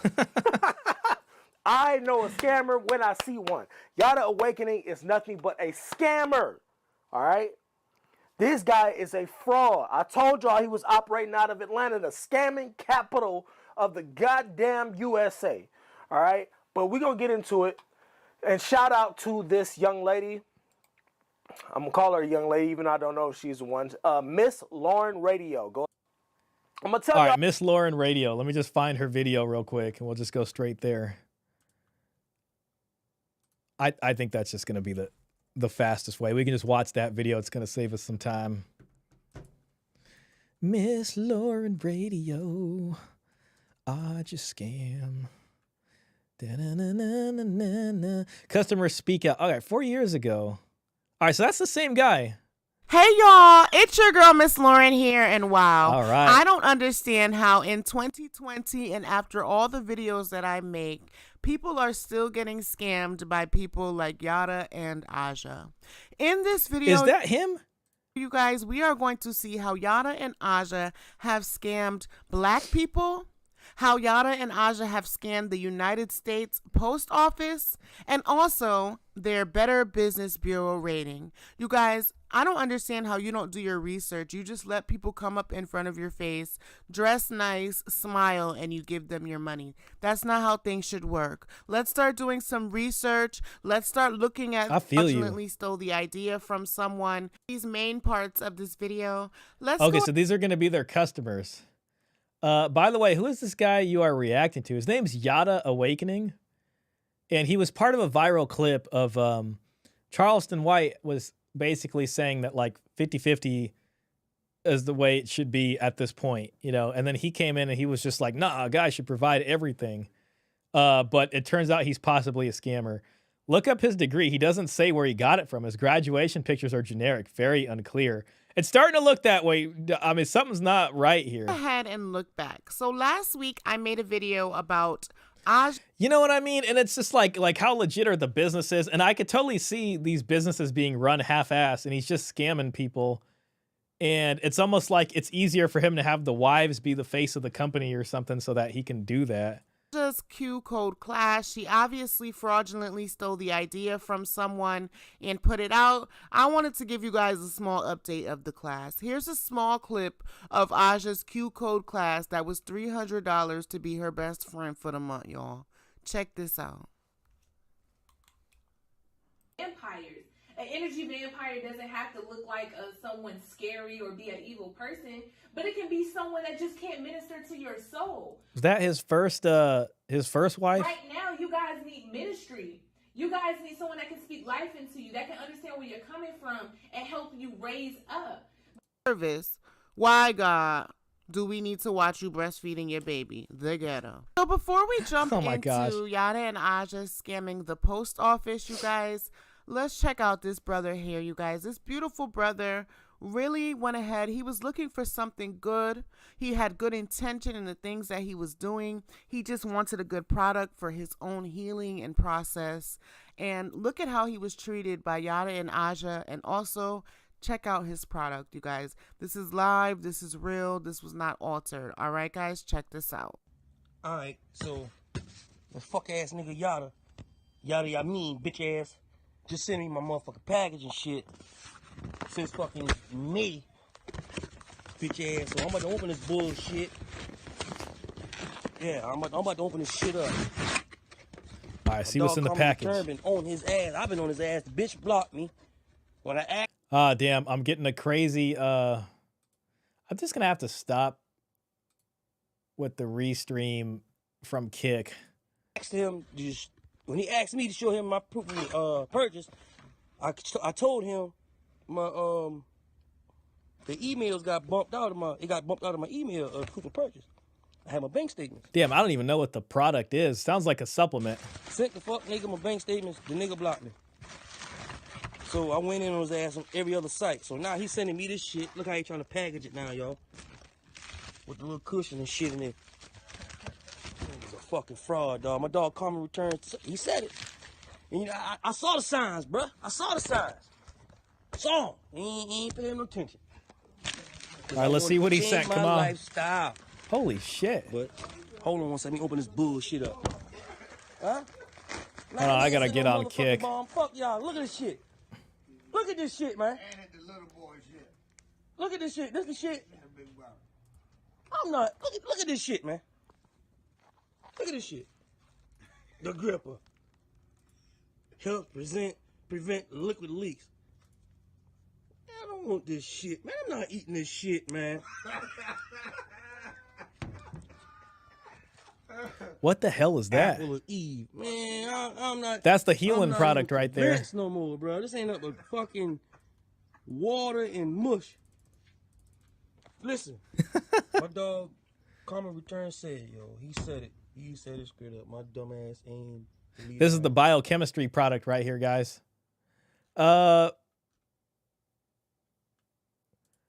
Don says he's holding degrees from the IFAA Institute for African Alternatives. Maybe my Amway joke is more on target than I first guessed. Yeah, it sounds like some scammer stuff, man. Don't y'all fuck with Yada, man. The nigga just sending me my shit from fucking me. I think we, you know, I think that's enough. Question, please. Who are these people? Where do they come from? How are they popular? There's 3 parts start here. Never noticed these 2 scammers before. Thank God I saw this video before I bought that $100 bottle. Damn, they're selling that for $100. I'll stick with soursop bitters. My sister ordered their product, Apple of Eve. She's diabetic. She stopped taking her medicine. The doctor prescribed and solely took Apple of Eve. Let me look this up. Apple of Eve and Yada Awakening. Sorry, man. Now I'm in my investigative.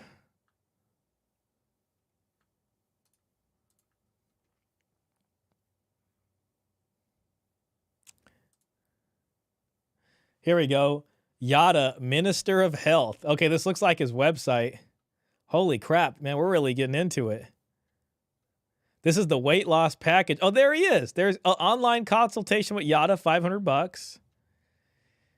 I guess if we pool our money together, maybe we can, Yada's 14-day meal plan. Here's the, see what the weight loss package is. The Queen is back, $35. Man, this guy knows his audience, dude. This is crazy. Oh, here's the Apple of Eve, $125. Look at the product photography compared to what the guy got. Like, compared to this. So this is the Apple of Eve right here. And then here's your standard product photography. Damn, if you buy now, you can actually save $50.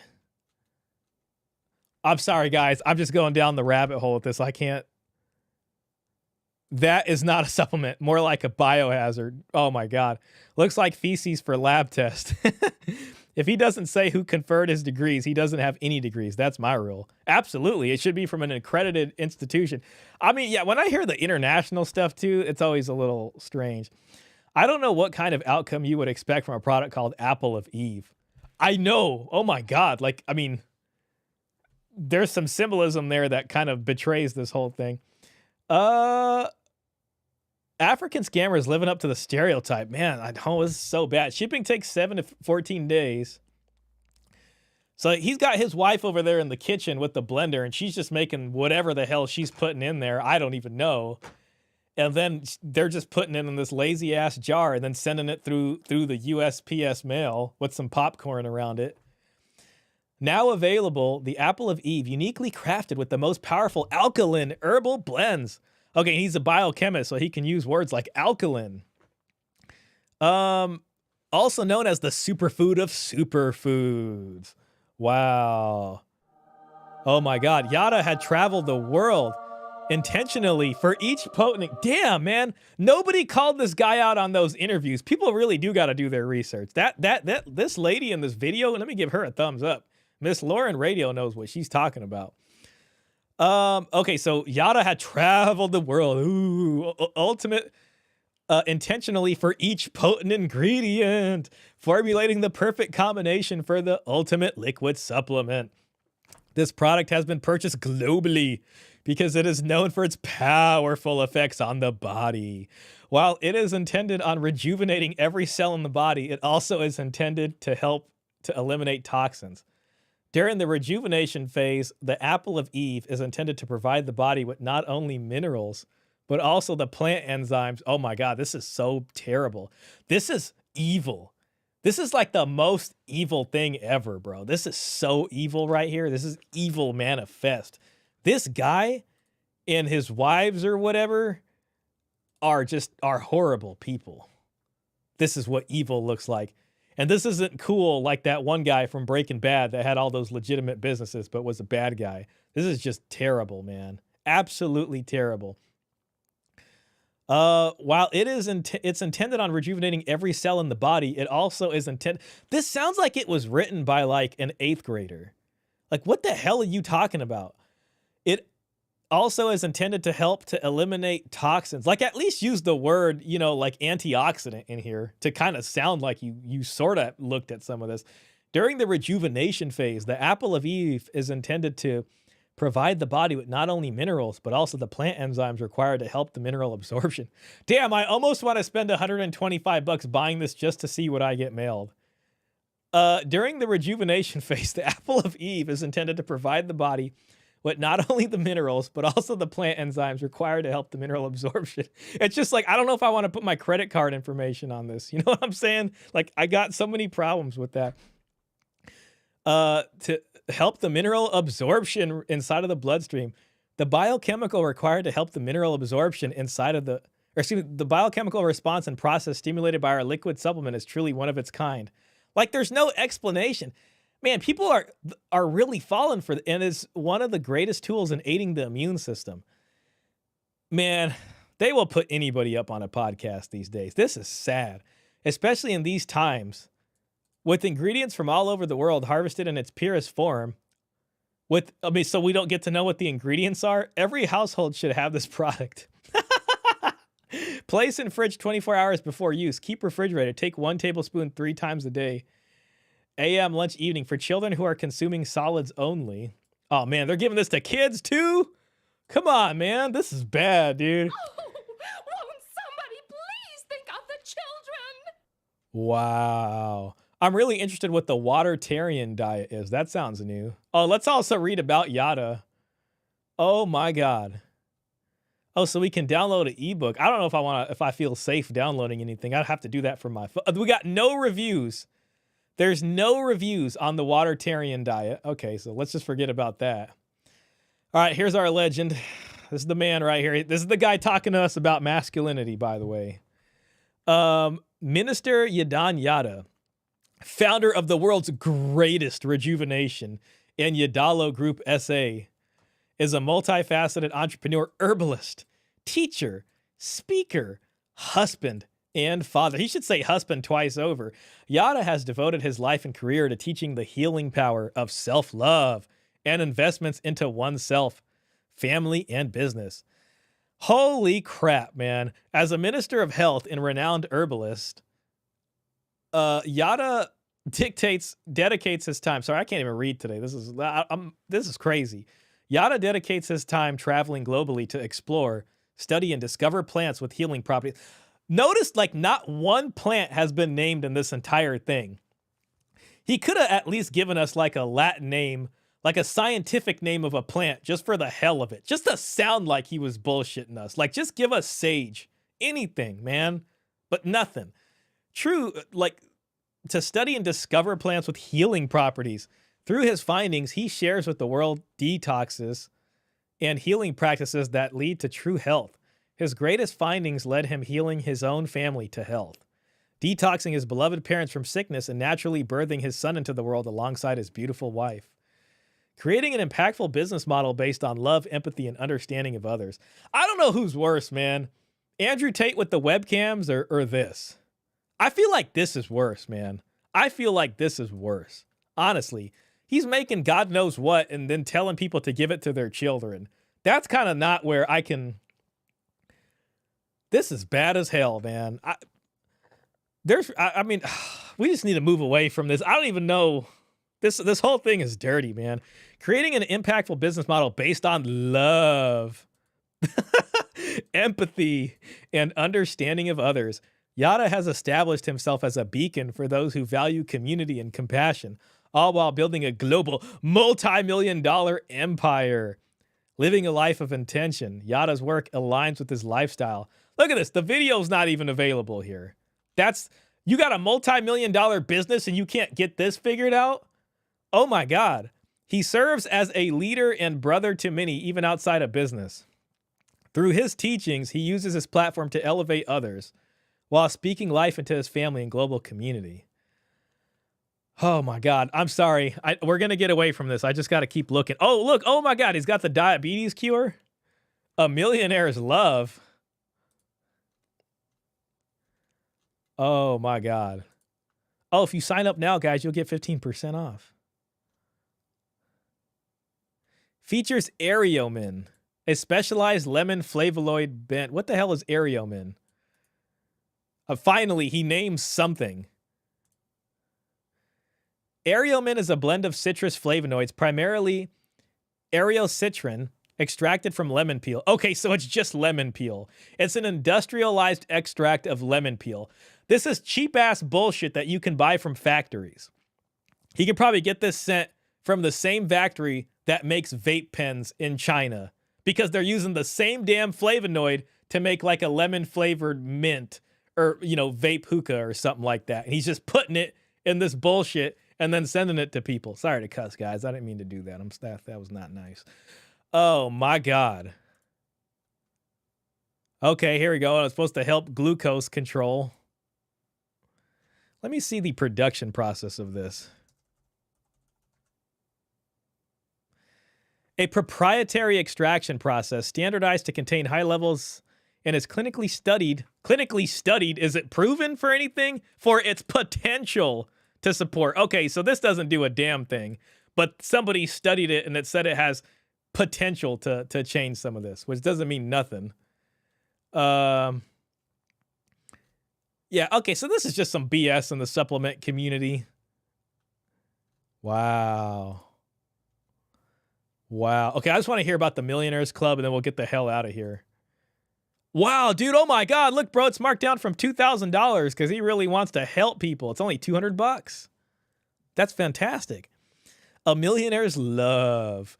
The power couple's blueprint to building wealth, love, and legacy is a transformative program designed to elevate your life to new heights. Whether you're single and ambitious or part of a dynamic duo, this course will equip you with the knowledge and tools to create an extraordinary life. It is equipping. Don't miss out on the Millionaires Love Community seasonal retreats, mentorship, and counseling. Man, this guy literally went on here and just bullshitted everybody. Wow. Okay, so now we're gonna watch two BSers and we're gonna see what happens out of here. That's crazy, man. Let me just catch up on the chat, guys, and then we'll get into this. Wow.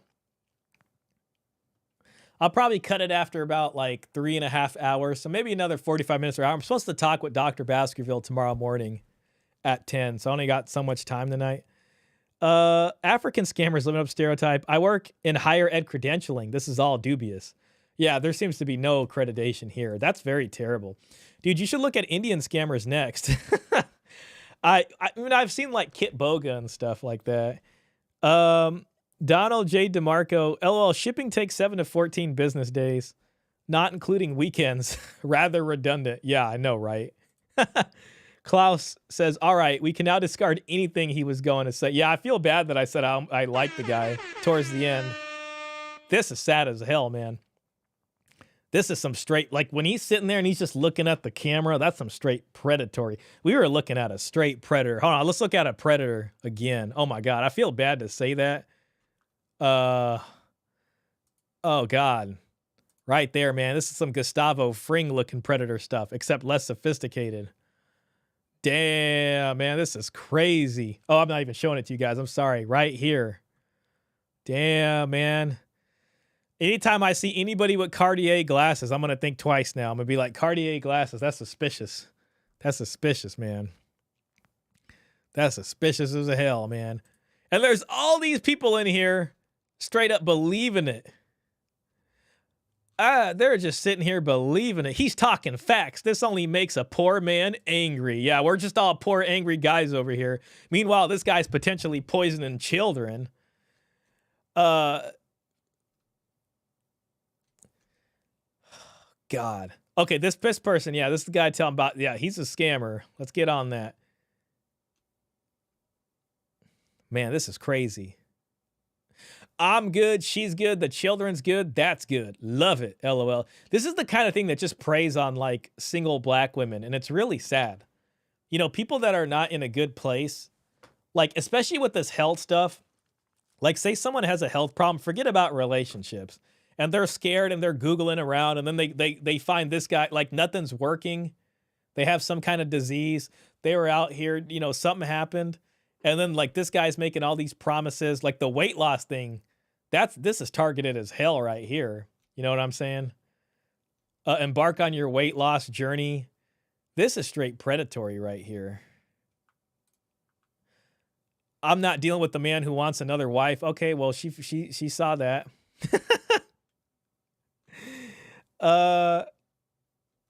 Excuse the typos. I enjoyed this very much, and I really appreciate another one of what I'm still modeled in it. That doesn't make sense. Make a younger version of stand up and tell the truth. Okay. Well, all right. Yeah. So we saw that. Yeah. Anything he said can just be thrown out the window. Like we can just drive off and throw this out of the window of a moving car at this point. Good that you were looking into his history. Thank God, man. This guy almost fooled me, man. I was fooled. I'll admit it, dude. That was shame on me, dude. Shame on me.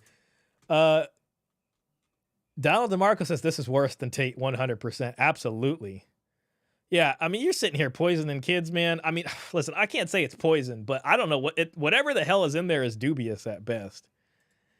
Klaus says this can delete people if they don't take the prescription of their real doctor. Very much so. Yeah, this guy is selling a scam, man, and desperate people are buying it. Now I'm starting to wonder if scammers have a tendency to become influencers, or if becoming an influencer turns you into a scammer. That's a great question. That's honestly a great question. You know what it is, man? I think he was a scammer before, unless he was an influencer before. He might have been an influencer before too, but I think people, like when they start getting a certain amount of views, people get desperate to sell something. They're like, well, I got all this attention. I need to start selling something to these people. You know what I mean? So when they start doing that, then it's just like, they will find any old bullshit to sell. You know what I mean? Like, I don't know, man. Especially when it comes to products that you're going to consume, that you like put, you know, in your mouth and it's going to go into your digestive system. That's just not cool. Karen says, I'm off to bed. I have to wake up early tomorrow. I'll talk to you guys on Discord. Yeah, absolutely, man. Thanks for being here, bro. Have a fantastic evening. Appreciate your participation and hanging out. Don DeMarco says, we know the tales. Predatory communication tactics, direct eye contact, smile, smooth talking. Yeah, this isn't the first time we've seen it. I mean, just like that last guy. Some people just got the charm factor turned up like crazy, man.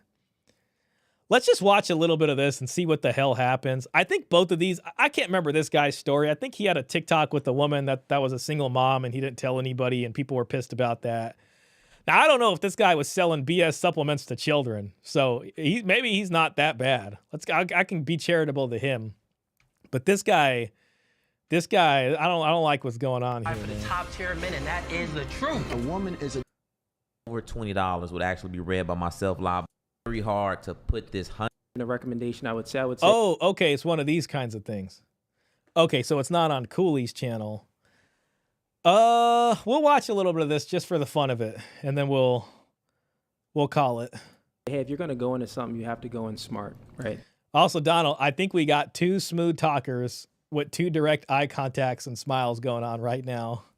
And one, you want to know first who you're going in. I think I saw part of this before. Man, this guy's making the podcast contract round. with.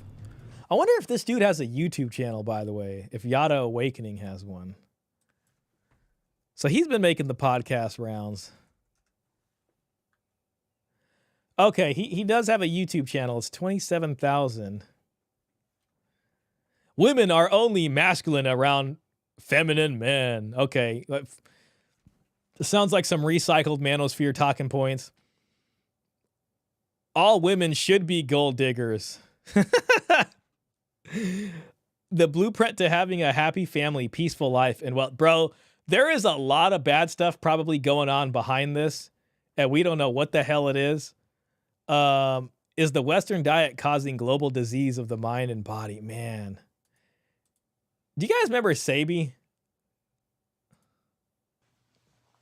Peace, peace, peace. Come on in. All praises due to the Most High. Are you really ready to get out your... All right, he's walking around the mansion. And a lot of us... I can't even really go through all this. I'm just... Your conscience is shot. So now you to extend your lineage. You didn't bring her into your life to help you out. Come on, man. We've been... Meanwhile, they're nurturing his business. Backwards. And a lot of us have been pushed out of our mother's homes. Come on, we gotta get deep. This guy's recording this video on a 480p camera. I mean, I don't know if he is, but that's what it's uploaded as. So this is probably getting uploaded from Senegal. I mean, this is a year ago.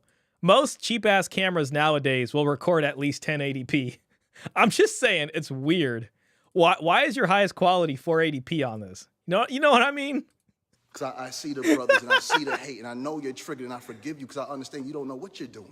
You're just triggered. You're upset. You're emotional. I love how he's just like loving walking around his mansion. Like, this is my mansion. I know you're just so angry and you're so triggered right now. This is my mansion on my 480p camera. I love you. I can never hate my brother. I love you. Even if you don't love me or don't even understand that you love me. There's the spiral staircase. Is forgiving them. Damn, man, there's a whole lot of echoing going on in there. This place needs some more furniture. You want to heal, brothers? You want to finally be able to go 100? You want to finally be able to take your family I gotta see to the the next description level? on this. Can we talk about this, family? Oh my God, look at this. Yada Awakening is a Sufi minister, biochemist, husband and father, creator of the #1 top-selling Apple of Eve, life-changing wellness product, life coach, business and financial mentor, transforming health and relationships. Oh, look, he's got all the tags right here. Vegan, alkaline. Oh, man. Generational wealth.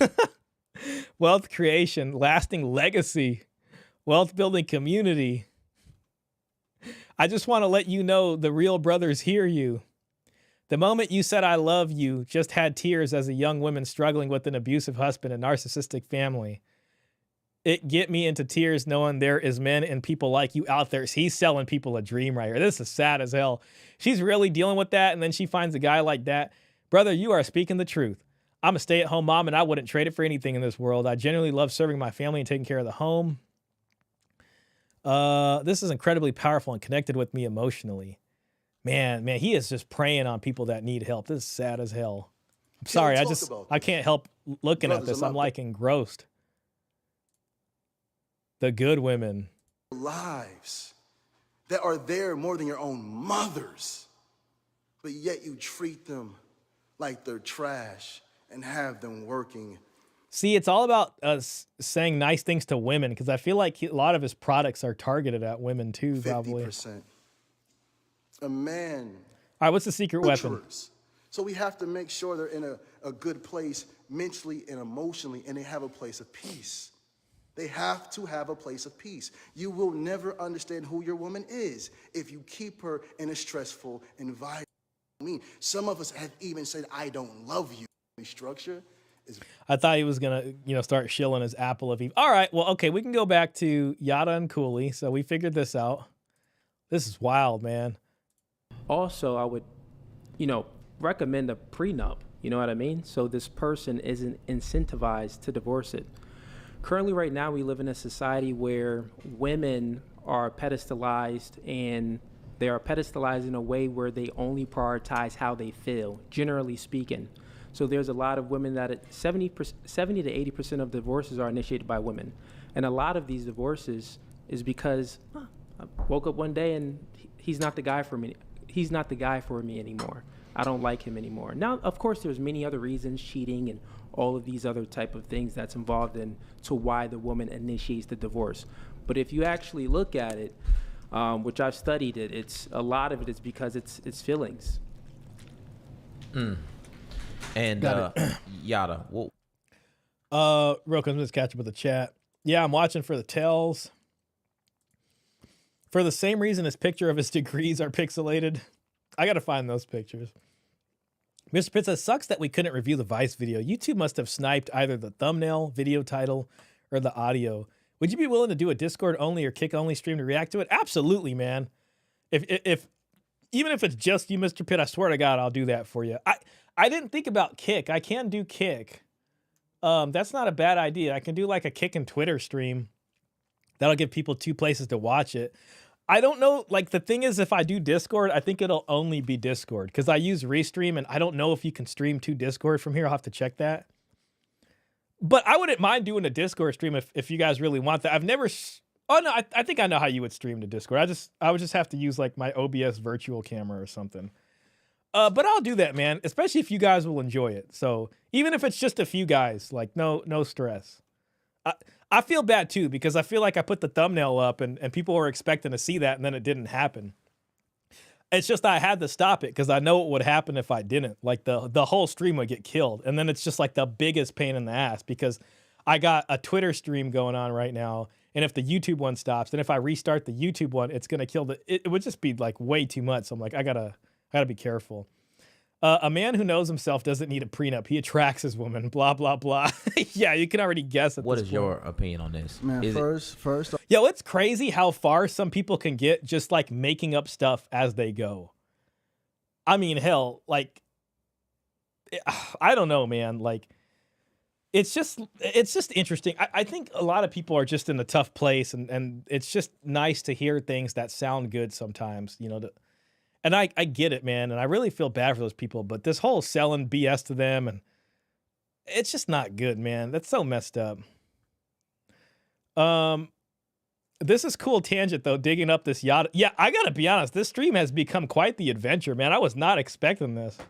I'm kind of happy that I looked into this stuff too, because I had no idea. And it also shows me like how impressionable I am. Like, dude, this was about to work on me a little bit. I mean, not exactly. Like, I knew all of his stuff wasn't going to work, like from the monogamy. I knew there was some BS there, but then I really thought like, oh, maybe he does have 2 legitimate businesses and that's why they're happy with them. That was all BS too. See, I fell for that part, which is not tight. I really got to think about stuff. Mr. Prince says, make the video, the Vice video a poll. All right, let's do that right now. That's a good idea. Do you guys want to see the Vice video off of YouTube? I'll just put off of YouTube. And then I can go into the Discord and tell people where it's going to be. Or I can do a community post. I also have a Rumble too. I don't use it.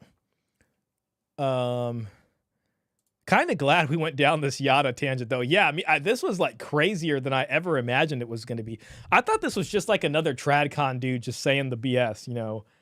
I didn't know how deep the rabbit hole went on this one. I want to say, in the name of God, the most gracious, the most merciful, strengthen me, allow God to Listen, man, I respect religion and I respect people's religions. And I'm not here selling any type of religion to anybody. But like using religion to perpetuate your image and your scam and all this kind of stuff is just like when people got to make a big show out of how religious they are, that's when it's just like, oh, I really can't trust you now. You know what I mean? It's just like something's wrong, man. That's just like, just keep it to yourself for a bit. I call them religious simps. You know, some people like are really religious simps out here. Unlike religious chads, which just, you know, don't need to brag about their spirituality every 10 seconds. I fall into a state of being a complete alcoholic. Okay. Drunk. I turned drunk. I'm losing my mind, literally falling apart. Mental breakdown after mental breakdown after mental breakdown, falling into a deep state of depression. My wife comes in the room. Bro, I have some scissors to my neck. I'm like, it's over. It's over. All right, so we got a very deeply emotional story, and it's designed to open you up emotionally. So then, once he gets you there, he can start feeding you the BS. Everything I'm cursing God. God, you ain't nothing. You're not real. You don't exist.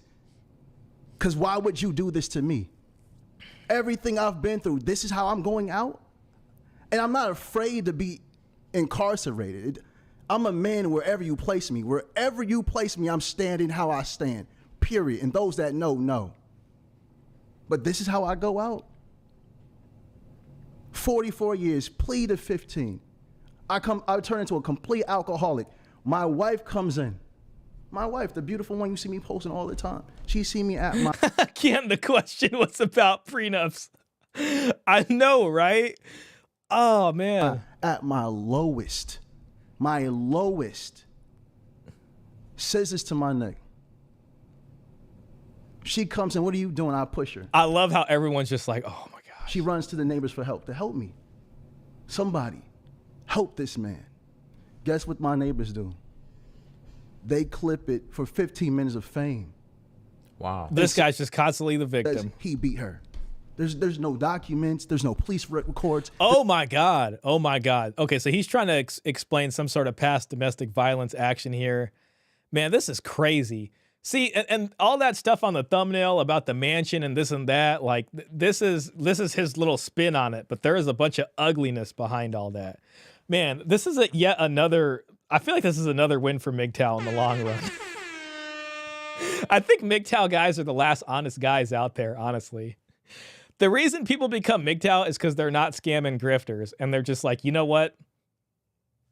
You're an honest person with a good heart, so you're just like, this is so bad, I can't participate in it, and I gotta walk away. I'm not trying to, glaze the MGTOWs too much, but like that's frankly what it is. I feel like the only people I can actually trust at this point are the MGTOW guys. Oh my God. This is crazy. LOL, you see, he's a man no matter where he stands, blah, blah, yeah. I thought you weren't a man if you're not able to provide and all these kinds of things. If you're in jail, by his own definition, he's not a provider anymore, so he's not a man, right? Man, these people change their definition of masculinity like they do underwear. Klaus says it's pretty evil to use religion as a means to scam people. It really is. That's like one of the worst things you can do. This dude came out here with the prayer beads and did a prayer for everybody to see, and now he's going out here with whatever story this is. This guy is the king of not answering questions. He should have considered running for office. Yeah, exactly. There's nothing. So Man, the Democrats should have run this guy. They'd have won. MGTOW is undefeated.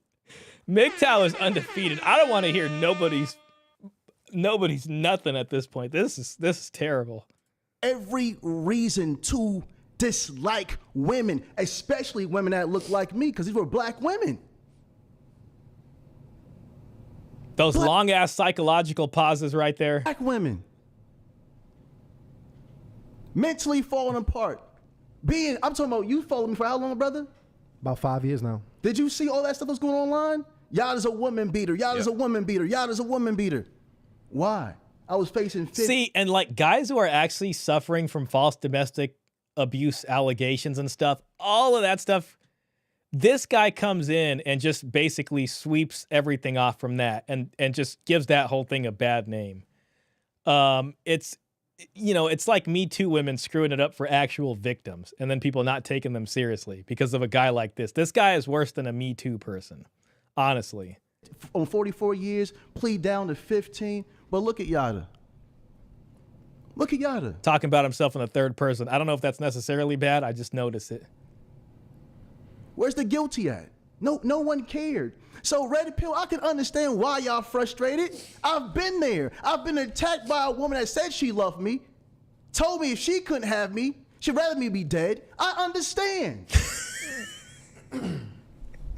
But when I sit across from men like him with no substance, and it comes to relationships and marriage, he comes from a place of fear.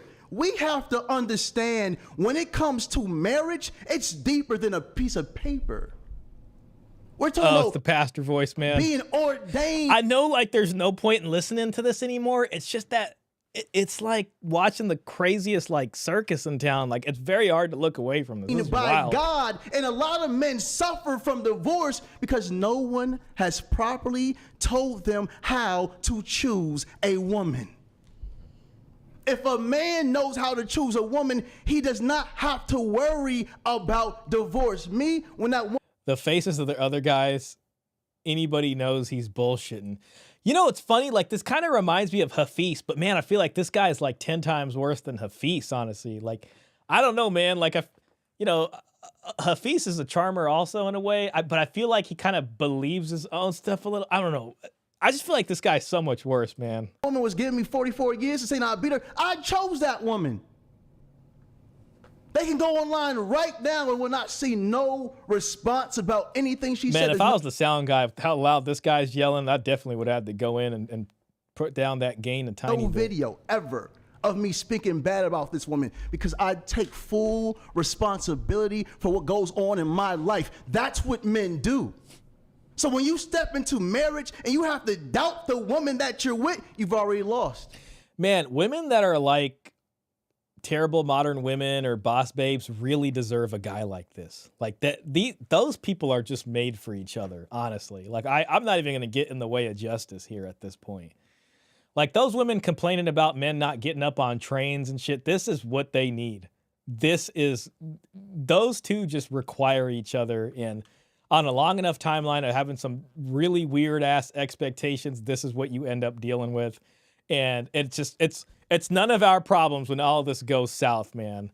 And then, you know, from that union, there's probably some children born. God bless the kids. But you know what I mean? This is who we're all sharing. You know what I mean? Like this is what we're all riding on the train with. Yeah. I mean, I guess this guy doesn't ride the train. He's a multimillionaire, but you know, allegedly.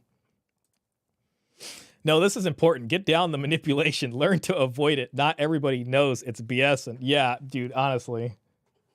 Absolutely. I'm going to have to go in and change my thumbnail for this stream later just to really let people know what we're dealing with. Mr. Pitt says, Hafiz is truly blue-pilled and he believes everything he's saying. Yada is a snake. Very much so, yes. I think that really is the best way to describe those, you know, the difference between them. Donald says, sounds like he's roundabout getting to answering the prenup thing. I know, I don't even know if we're getting there. You've already lost. I believe every man that's following the will of the Most High God. Because if I'm not mistaken, God says when you find a wife, you find a good thing. Am I mistaken? No. When you find a wife, not shack up with a woman. You should probably know which verse or wherever you're referring to that might be a good idea. For as much as he's out here preaching, he should probably know that. Not have a babies by a woman and not claim her. But when you find a wife, you find a good thing. That's why you have to stop following men like this. Man, listen, I don't want to put him down. I don't know him enough, but I kind of wish it was Coach sitting here. I wish I was reacting. I mean, Coach would never waste his time. Coach could see this guy as a scammer a mile away. I just wish for the entertainment that it was Coach breaking down this guy's BS. He's a shack up man. He shacks up with women. And I know for a fact, he was raised in a single parent household. He's never seen his mother properly loved. This isn't a man. This is a devil in physical form, brother. Oh my God, the projection is crazy.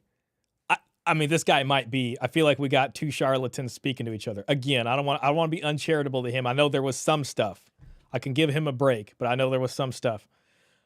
This guy's calling other people the devil when he's out here selling the apple. It's called the apple of Eve. The product is called the apple of Eve. The apple of Eve. And he's selling this as the cure? This is the cure? And wasn't it the devil that offered this thing? This is crazy, man. What's your name? What's your name, brother? How the hell do you not know his damn name? You're on the podcast with him. What's your name, brother? What's your name, brother? What's your name, brother? This is where the anger is, the controlling coming out. What's your name, brother? What's your name, brother? I'm talking about the demon in you. No, not my God. Wow. Demon in you. The demon in you. What's your name? The demon in you. You don't know my name? You have before.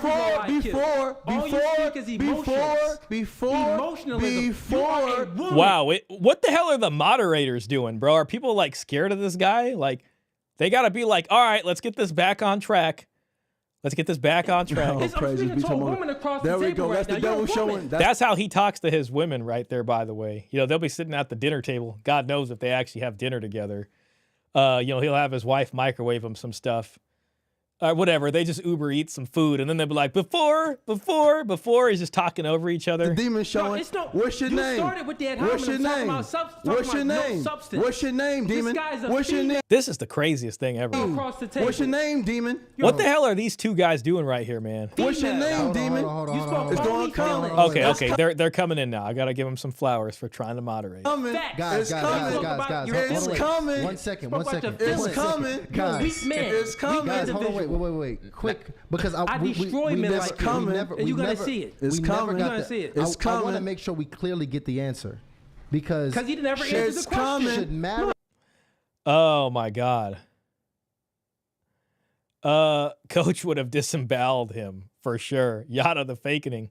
The mods are gonna wait it out and let the content make itself. Yeah, you're right. That's a strategy. They're going for the viral moment. Emotions. It's coming. I guess it's all business, you know, for everybody. Hey, Yada. Just so I can be clear here, should marriage be the ultimate goal for men? All men should strive to marry the woman that they're with. If they don't see that, they should not be with her. Period. Now, Cool, I do want to give you the opportunity to respond to this. How much of a man's reluctance, or just men in general, their reluctance to get married? Cooley's a bit more built than Yada. He needs to chill. Yeah, I mean, judging from him getting out of that SUV, that black SUV in that car from that lady's video, he looked like he's probably like 5'7" or something. He looked a little shorter. I don't know if we can ever truly find that. There's probably so much fake information. And if I look this up right now, probably says he's like 6'5" or something. Yada awakening height.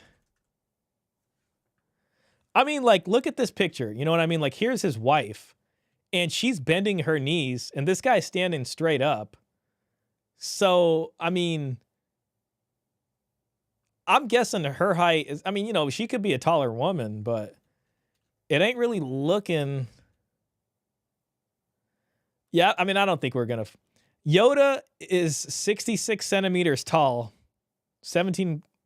Oh, no, Yoda. I'm sorry. I'm tripping. Yeah, I'm just saying he doesn't look that tall. You know what I mean? This looks like 5'7" right here, assuming she's like maybe 5'9". That'd be kind of tall for a woman. So it just depends. I don't know how tall Senegalese women are. Is based on fear or hurt from past relationships? I mean, it depends on a man. That's an anecdotal question. But I mean, a few things that he said there. He's talking about the red pill community. I mean, if you look into that, you're speaking about the red pill community and pointing at me. No one said that I'm in that community. So you have this mindset where you hear certain content and then you just put everyone in a box. That's not how it goes. The thing is this, my brother. The red pill, that concept is just based off of truth. When they asked me the question, I spoke truth. I did not speak how I feel. You're a woman, and you're going to get this work now. You are a female. I'm looking at across this table in your eyes. You spoke nothing but feelings. You spoke about, your situation, and that you're a victim, and that, and you still married a woman. Great for you, my friend. There was a lot of emotional appeal in his initial statements. Great for you. They asked me a question and I answered it. I never said I was against marriage or anything like that. I answered it properly and said I'm against the marriage in modernity times. Pre-modernity, it was great because women wasn't really working. That incentivization for a woman, it was needed. Currently, right now, there's no need for it. There's no need for marriage? You can't even dispute my point. There's no need for marriage? What'd you say? I said currently right now, there is no need for the incentivization for women to be There we go. incentivized to leave the marriage. There we They go. are incentivized to leave the marriage. Would you sign, and now I'm gonna pose the question to you. Would you sign a contract? You seem like a businessman, you're wearing a suit. Would you sign a contract that the other party is incentivized to break it? Brother, Answer it, yes or no. Brother, Don't give me your like you said, feelings. like you said, I am a businessman. A businessman. A I great- mean, we just got a damn deep ass look into his businesses, and I don't know if that's how business is supposed to be run. great businessman.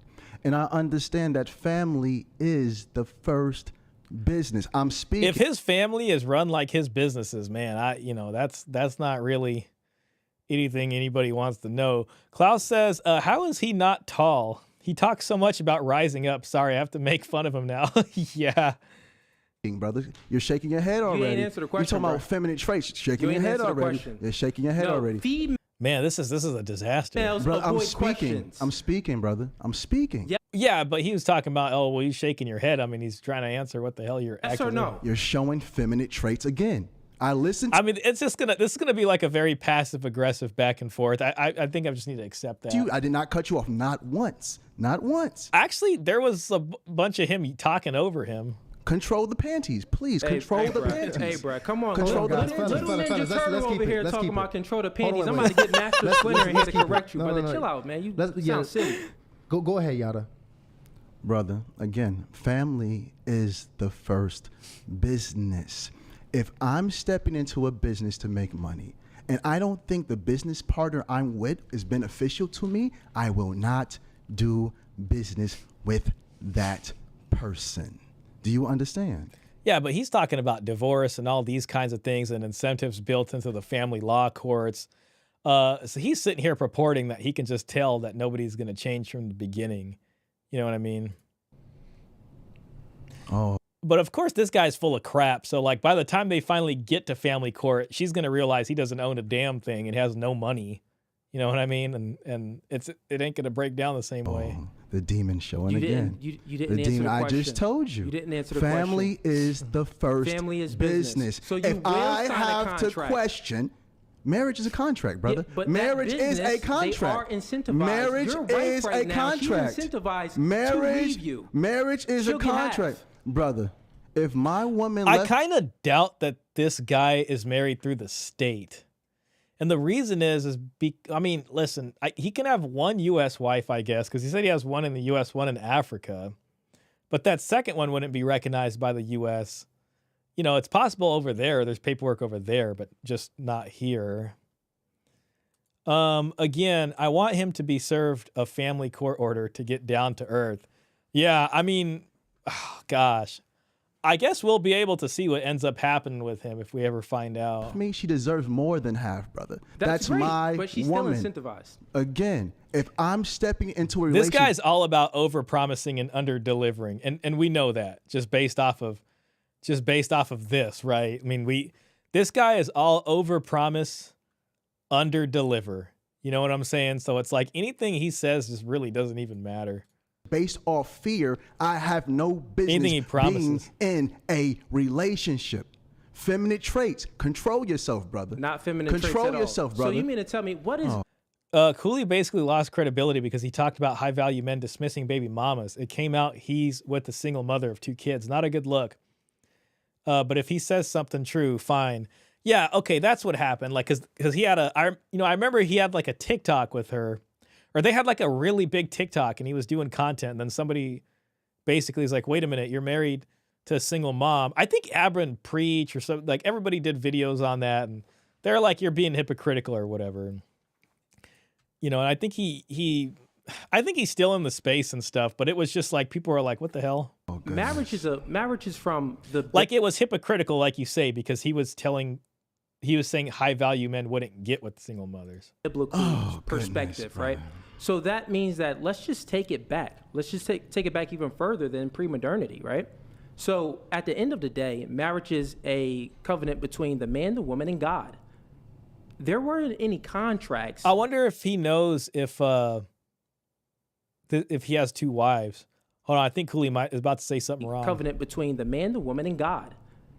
There weren't any contracts that was made to incentivize women to leave the man during when marriage first came about. There wasn't anything like this. So okay, he's talking about a long time ago. I mean, we got a rich history of marriage contracts. I'm not against marriage. I think you still don't understand my point. And I'm not saying not to get into marriage because of fear. I'm just stating what's true. You're using feelings again. So what is true? Would you sign a contract that someone is incentivized to break? You just said you're not talking about fear, but you keep on saying, "Oh, she can take half and she can leave you, brother." No. See, now he's interrupting. But whatever. Hold on, brother. That isn't fear. It's a fact. Hold on, brother. Hold on. No, you're giving your opinion, brother. No. I mean, come on now. Stop. That is a fact. Stop. Please refute Are you married? my point. Are you married? Please refute. Are you married? I'm not married. No. Okay. See, when did this happen? This was streamed 3 months ago. Is he not married to the woman that he was on the TikTok with? Or are they're not legally married? Maybe that's what it is, because they're going out or something, but okay, so maybe he's not legally married to her. Hell, I don't even know, man. At this point, I can't even take anything that anybody's saying in any of these videos to make any kind of sense. Okay, so how can you speak on this? Or at least be true brother? Or not. You're not qualified to even open your mouth right now. You're not. See, I wonder if this is after people found out about who he was with. That's the part I'm not sure about. No, he's with her, but not married. Okay. They probably knew about this when they recorded this. You're not qualified to open your mouth right now. You're not married. Okay, so marriage is a relationship. So marriage is under the umbrella of a relationship. So therefore, since someone doesn't have a title, that doesn't even make no sense. That's a logical fallacy. That's the appeal to authority fallacy, which means that you could say that, well, bro, you don't have a certificate, so you can't speak on this. What? What are you speaking about? So tell me, let's test your logic real quick. If someone is a mechanic and they have 15 years of experience, but they never got their certificate, 15 years of experience. The other person, they have 1 year of experience, but they got their certificate. Who do you think is better at fixing your car? If I have Who do you think is better at fixing your car? Answer the question. So what I'm telling you, you're not making sense. You're not making sense again. Man. I get why these kinds of debates get popular and stuff, but after a while, this stuff, it's just I think we could probably surmise this is probably going nowhere. We'll watch a little bit more of it and then we'll call it. I'd say probably another 20 minutes in on the stream, maybe take us to 3 hours and 30 minutes even. But it's going nowhere. Let's just be honest. No, he's with her but not married. Cooley maintained a shared Instagram with her with over 1 million followers. Okay, it was Instagram, my bad, at the time, and he really didn't make any effort to hide his relationship with her. That's the kind of funny part about that. But I figured their Instagram was taken off, and they're like, whatever, money's coming from here, so be it. The feminine traits are showing again. Bro, again. Let's keep the. Oh, wait, hold on. Cooley maintained a shared TikTok. Okay, it was the TikTok. With Sarah, his GF, with over 1 million followers at the time, and he really didn't make any effort. Okay, it was TikTok. Got it. You're gonna lose this debate, bro, because you're speaking from feels. You already lost. So Cooley, do you consider there to be any benefit to marriage for men? Well, let me ask the question this way. I'll bring the question and pose it to stuttering? him. No one's stuttering. No, you don't have to ask me no questions, but brother. I'll pose the question to the entire audience in the conversation.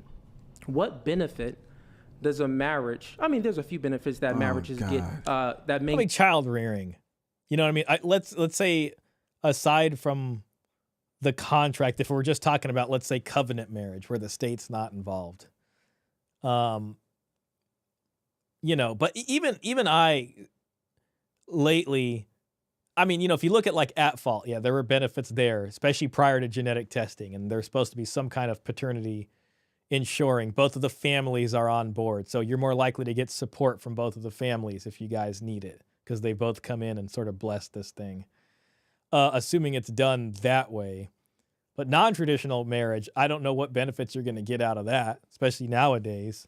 But, when I look at families living together, I think that's good, or having some understanding of what their relationship is. I think that's good for child rearing, especially if they're making that commitment to each other. But they got to have a plan and some material, tangible stuff invested into this.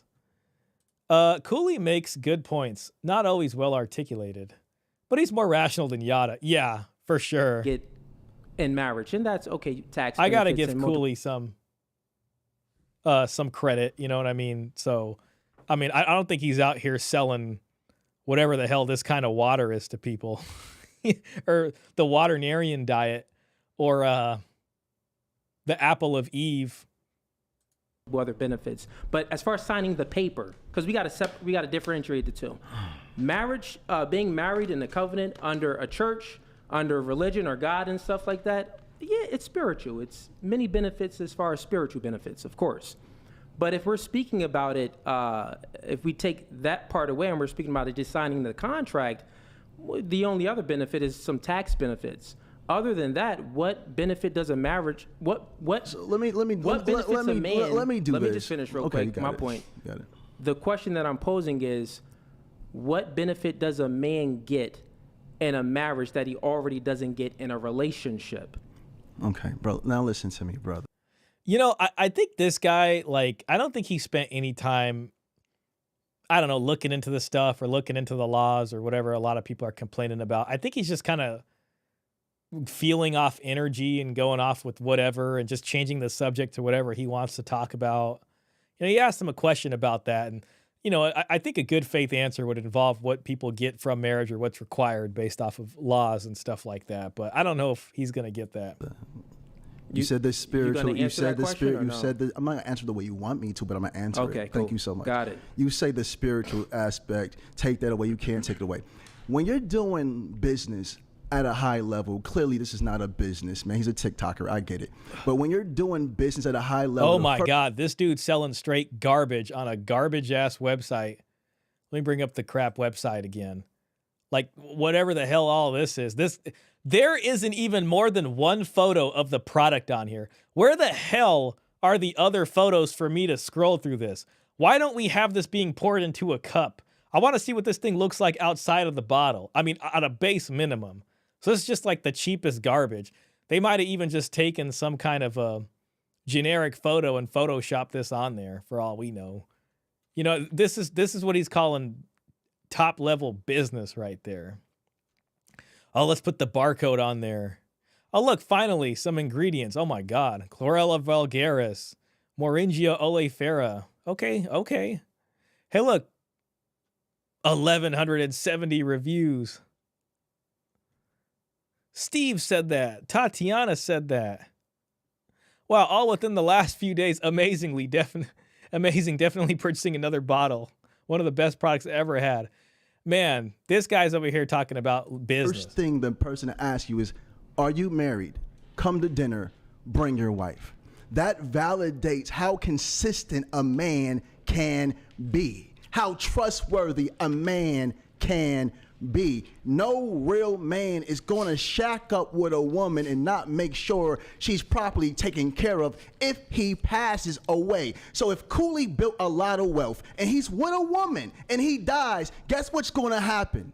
Guess who's going to get the wealth? Not the woman that he's been shacking up with. Oh, that's a lie. You can do all of that without signing a piece of paper. You can put someone on your will. You can make a woman a beneficiary.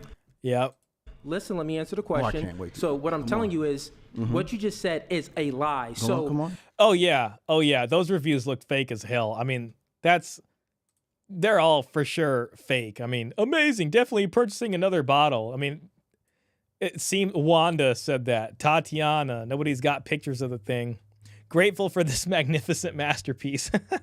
What? These are like the most generic reviews ever. This one seems like it's a little bit more. I'm currently a 71-year-old fitness instructor who has been taking Apple of Eve for quite some time. In the past, I also survived COVID, spelled COVID wrong. In fact, I never got the symptoms that were highlighted and was still teaching 4 to 5 classes per day until the gyms were closed down. I attribute it to a healthy lifestyle and taking care of my temple with products from Yada. I mean, it's all fake. Oh, crap. Where's my other? Good productivity. Oh, my God. My granddaughter loves it, too. There goes the kids again. Don't miss the special juice. Youth serum this guy is actually selling snake oil. Wow. Like, he actually has snake oil for sale. That's the crazy. This guy's over here talking about big business. You just said that. Well, what? Come on. What's it gonna? What is That's the incorrect. wife You gonna could set up a benefit will from this easily. marriage Absolutely. if he happens to die? Well, he could still put her on the will. He could still make her a beneficiary. He could do all of these things without actually signing that paper. Also, right? If he is in a relationship with a woman, he can still protect and provide for that woman. If he loves that woman, he can still take a bullet for that woman. And this You're is what looking I at that mean title. right here when I said this is not a businessman. Because if you write a will can be contested. Do you know what that means? Contested. You're not a man. You're not making no real money, so you don't understand. Listen to me for one moment. No, brother. I heard you say on a podcast you make over 6 figures a year. I make over 6 figures a month. We're 2 different types of men. Oh my God. This is just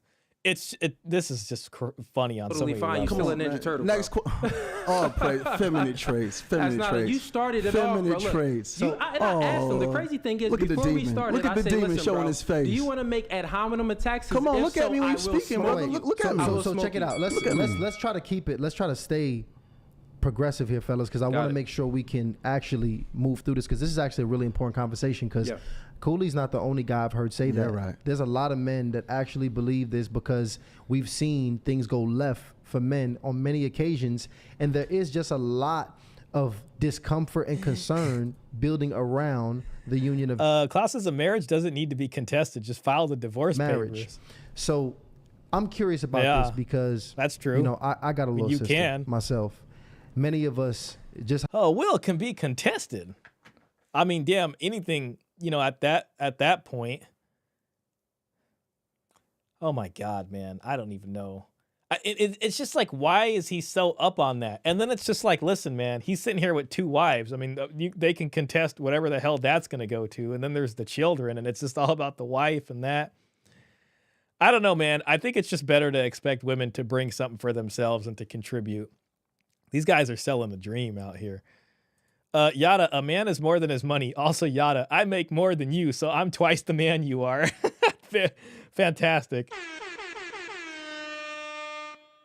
Man. How life is going to go. We're going to end up raising daughters ourselves. It's just kind of what it is. Yeah. I know sometimes we can get caught up in protecting ourselves as men, which we have to. I mean, we have to think about what practically makes sense for us.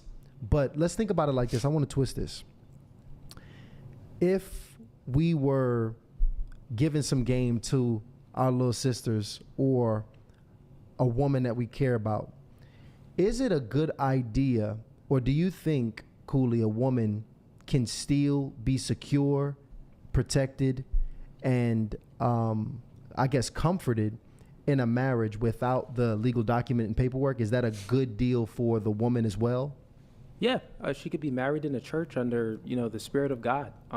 That's totally fine. Why would you? The thing is, like, this whole thing as far as the legal situation, this is still new. You know what I mean? And man, these so-called men, these masculine men right here, like, they got no damn answers. And I mean, at this point, it's really about holding women to account and expecting them to either bring something or marry within class. Like, all these empty ass promises of providing and wanting to be a provider, all this stuff is just needs to get thrown out of the window. It's complete garbage. I mean, it's evolved into what is essentially the most embarrassing thing to come out of the manosphere at this point. Legal situation, it doesn't add up. It doesn't make sense. It only benefits the woman. It doesn't benefit the man at all. And the man... Yeah, like, why can't a guy be a good provider if he's not locked into some hostage-ass contract? There's no point to have it. You could still do all those things. The only reason why, like, did you listen, or did anyone listen to the things that I said in the beginning?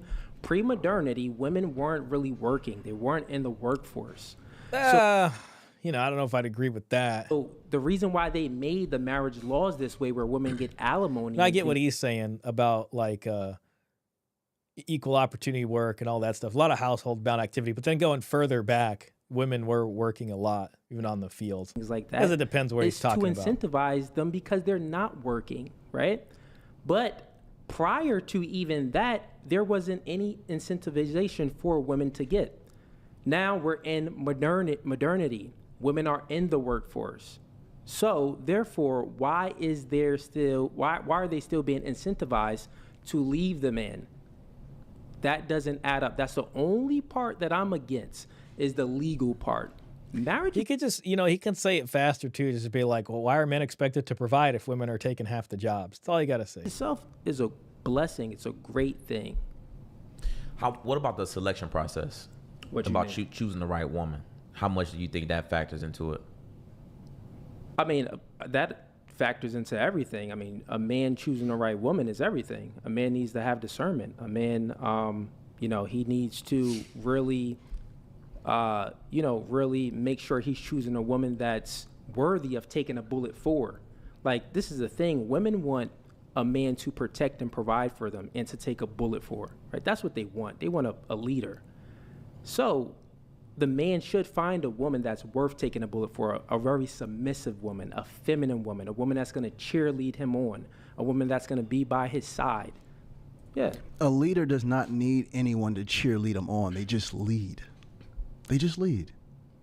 And this is what I'm saying, brother. I understand that you were raised in a home without a father. I can see it all on you. No, listen to me. I love you, and I want you to understand this. I love you.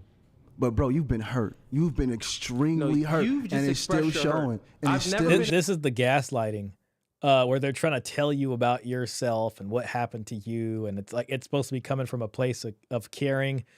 This is kind of, this could even be like an Andrew Tate predatory style thing with a new woman he wants to put out, on the line, so to speak. And it's just like, you've been this, you've been that, and I'm here to help you, but it's really not. Showing. And it's still, you're stuttering, brother. And it's showing. I've never been as hurt as it's showing, brother. It's never showing. been as hurt. It's showing. You just explain your whole It's situation, showing, how brother. hurt you were. Yada, It's showing, quick brother. question, So I'm Yada. sorry for you. I never had no chick play me like that. What do you see? The reality of it is, going back to it, it is a lot of men that that have fear around marriage. What does that say? They're just not men nowadays. Emotion-laden language again, exactly. Need to do. Brothers, if you have to question the woman that you're with, you need to go back into healing. We are responsible for the women that we bring into our lives. And as the brother said, men are leaders. And we lead in the good and the bad. And real leaders take full accountability for everything that goes on in their life. So if you chose the wrong woman, it's your fault. And then ask yourself why you chose that. No accountability on the woman. It's you. You chose wrong. Gotta choose better. That wrong woman, and self-reflect on which. Could you imagine if they told that to a single mom or something? Like, well, you chose the wrong guy. Maybe you need to reflect on what you did badly and make a better decision next time. All praises. There you have it. I want to make, we're about to close this one out in a few. I wanted to give, obviously you just spoke, I want to give Cooley an opportunity to close out. Did you have any final thoughts, on this topic before we close out and move to the next subject here, or the next topic? Should marriage be the ultimate goal for men? He's got the eye contact going straight at him, just trying to peer into his soul or intimidate him and throw him off balance. So a lot of random stuff that happens in these kinds of things. Which is a beautiful thing. Anyone out there that wants to get married, go ahead. If you're a woman and you find a man, a leader, a protector, a provider, a good man, submit to that man. If you're a man and you find a woman that's worthy of taking a bullet for, that's on your side, that's being still kind of gynocentric here. We'll just find a nice, feminine, traditional woman, very submissive and feminine to you, and she's a good woman. You have this chemistry. If it's a good relationship, go ahead and get married. Why not?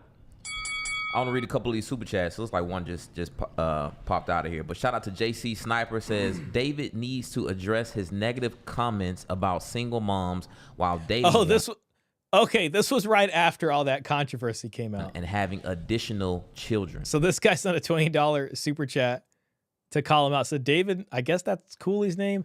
David needs to address his negative comments about single moms while dating one having additional children.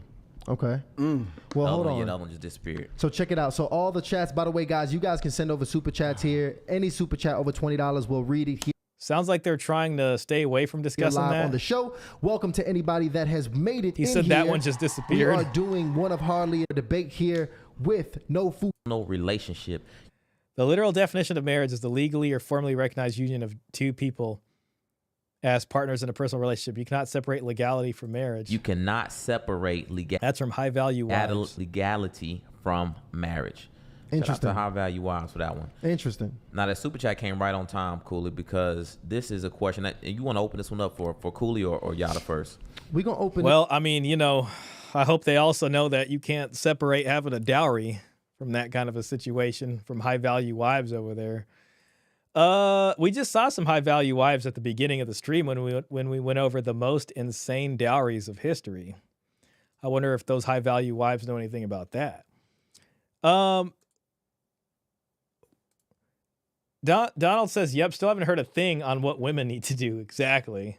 Because if you're just a man, they're just going to submit to you automatically. Donald says the demand for eye contact is key. He needs to be able to use it as a manipulation tool. Yeah, I noticed that like Cooley's kind of like looking away, or he's looking at the host instead of looking at him. But the hell with that guy's eye contact, especially if it's like some weirdness.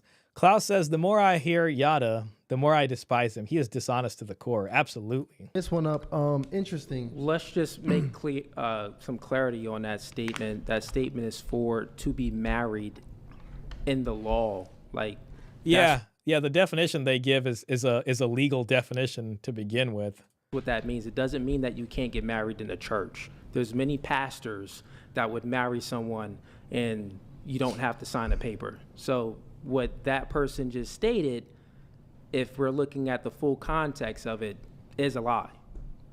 Because you can get married in a church. There you go. Look, High Value Wives, go ahead and reply in the chat. Get your thoughts off in the chat. Send that second one in. I'm going to switch things up here, Delano. I will call it after like 5 minutes, We're actually guys. what we had planned for 2, I want to put for 3 here, okay? I want to get segment 3 here because we kind of alluded into it in this conversation. And we've had this conversation on the platform before. We have had this conversation on the platform before, and many people are still very much so split on this conversation here. So I want to ask the question here. Go ahead, Ryan. I want to pose this to Yada because we actually had a surprise debate, and that was with Tony Gaskins and Ace. And it was a very heated debate. And it seemed like during that episode particularly, people were split 50-50 about this. Yeah. And I just really want to start off with Yada with this one. But Yada, should single people give dating advice? No, they're not qualified. I don't care how much a scientist reads a book, it doesn't make him a professor. He can't go to college and say, hey, I'm about to teach because no, you're not qualified. You have to have the experience. And this is something that only God can give an individual.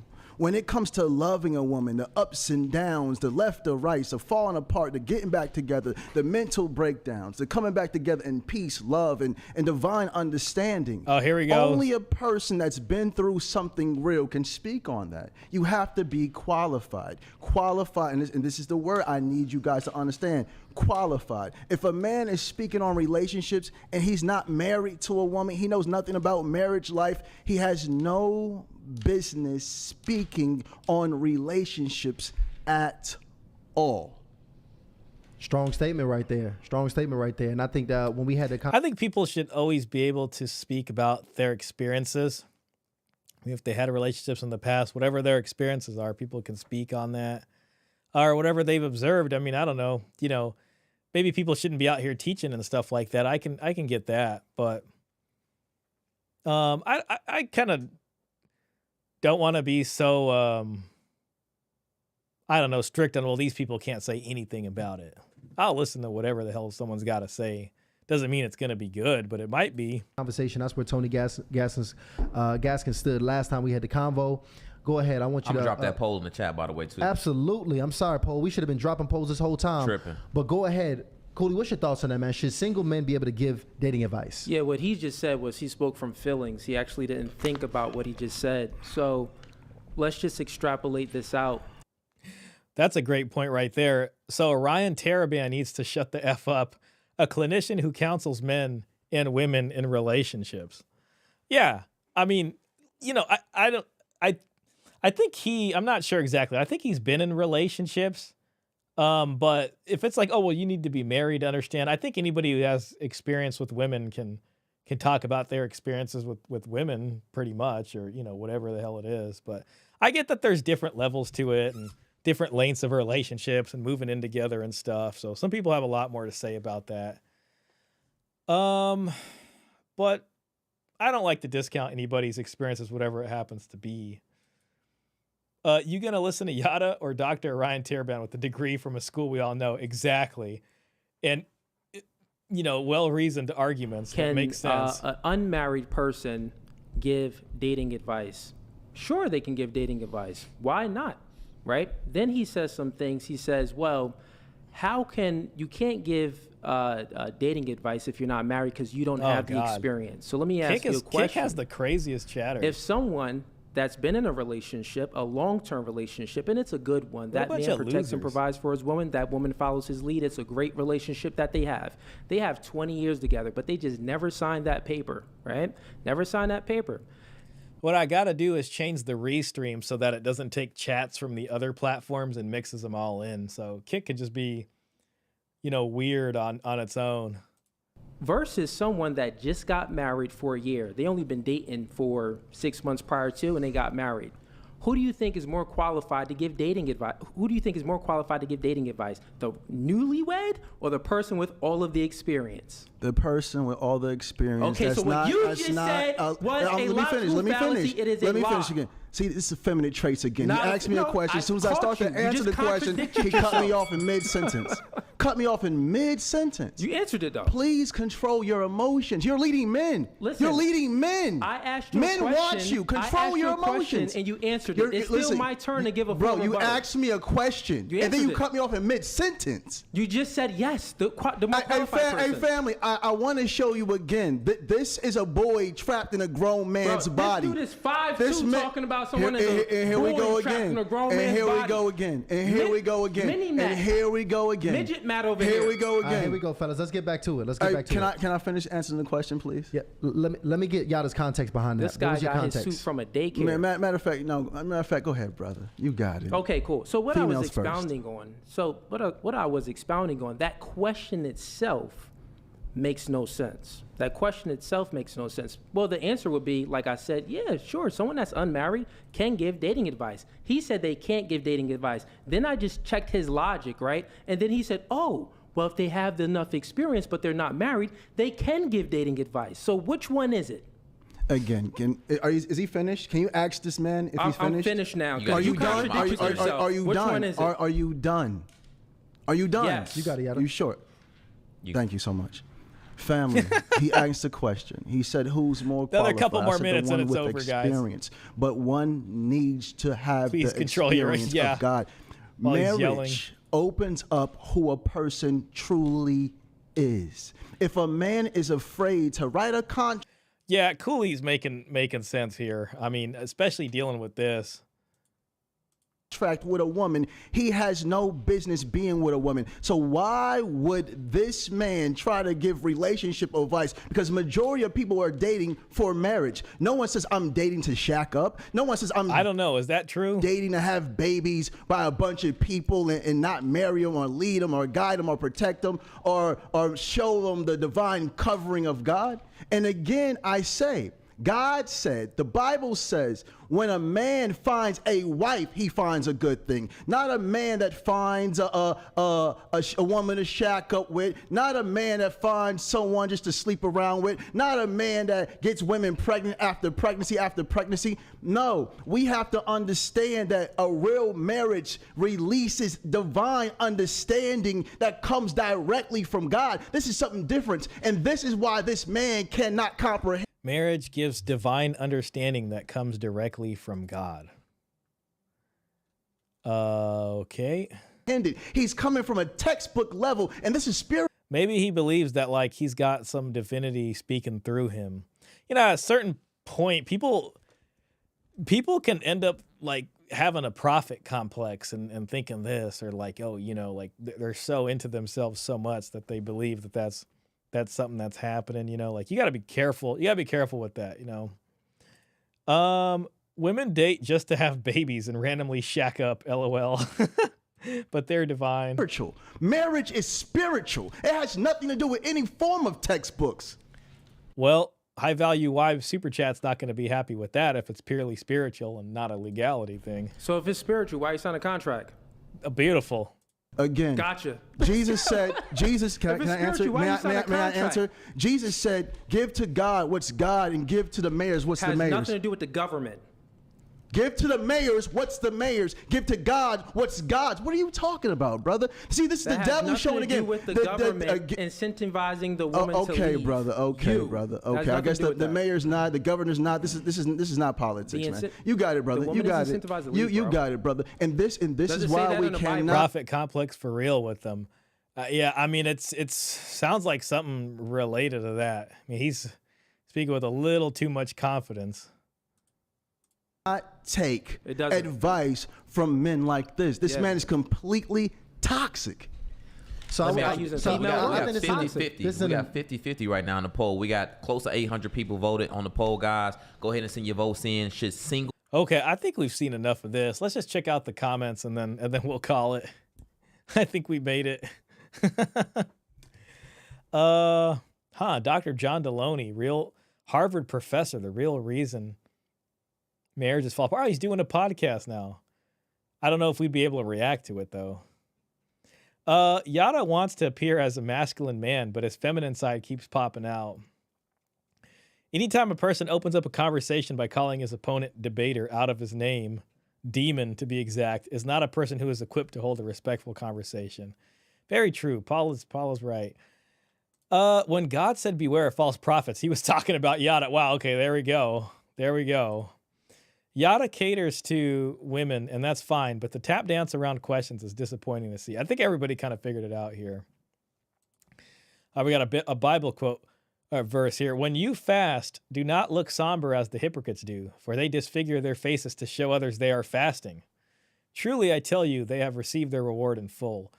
But when you fast, put oil on your head and wash your face, so that it will not be obvious to others that you are fasting, but only to your Father who is unseen. And your Father who sees what is done in secret will reward you. This might be there because he was sitting there praying, in the beginning and try to make a big show of it. Once Yada told his story, I finally understand now. The man literally got strong-armed to stay with his wife because she threatened to give him 44 years in prison for allegedly hitting her. And he said, quote, if she couldn't have me, she'd rather be dead. So what did he do? He stayed. He literally had no choice. It was either leave and potentially get 44 years, plead down and get 15 years, or stay in the relationship. Now I see why he has the angle he has. Those aren't his words. Those are coming from a man who's scared to lose everything because his wife has him in a chokehold. He doesn't really believe none of the stuff he says. I'm sorry, but that man is a fraud. There is a book called Casanova Optimization of Attraction. And it talks from body language and conversation starts to dark mind tricks and flirting through text. It's the real deal. The hell with it. Let me see.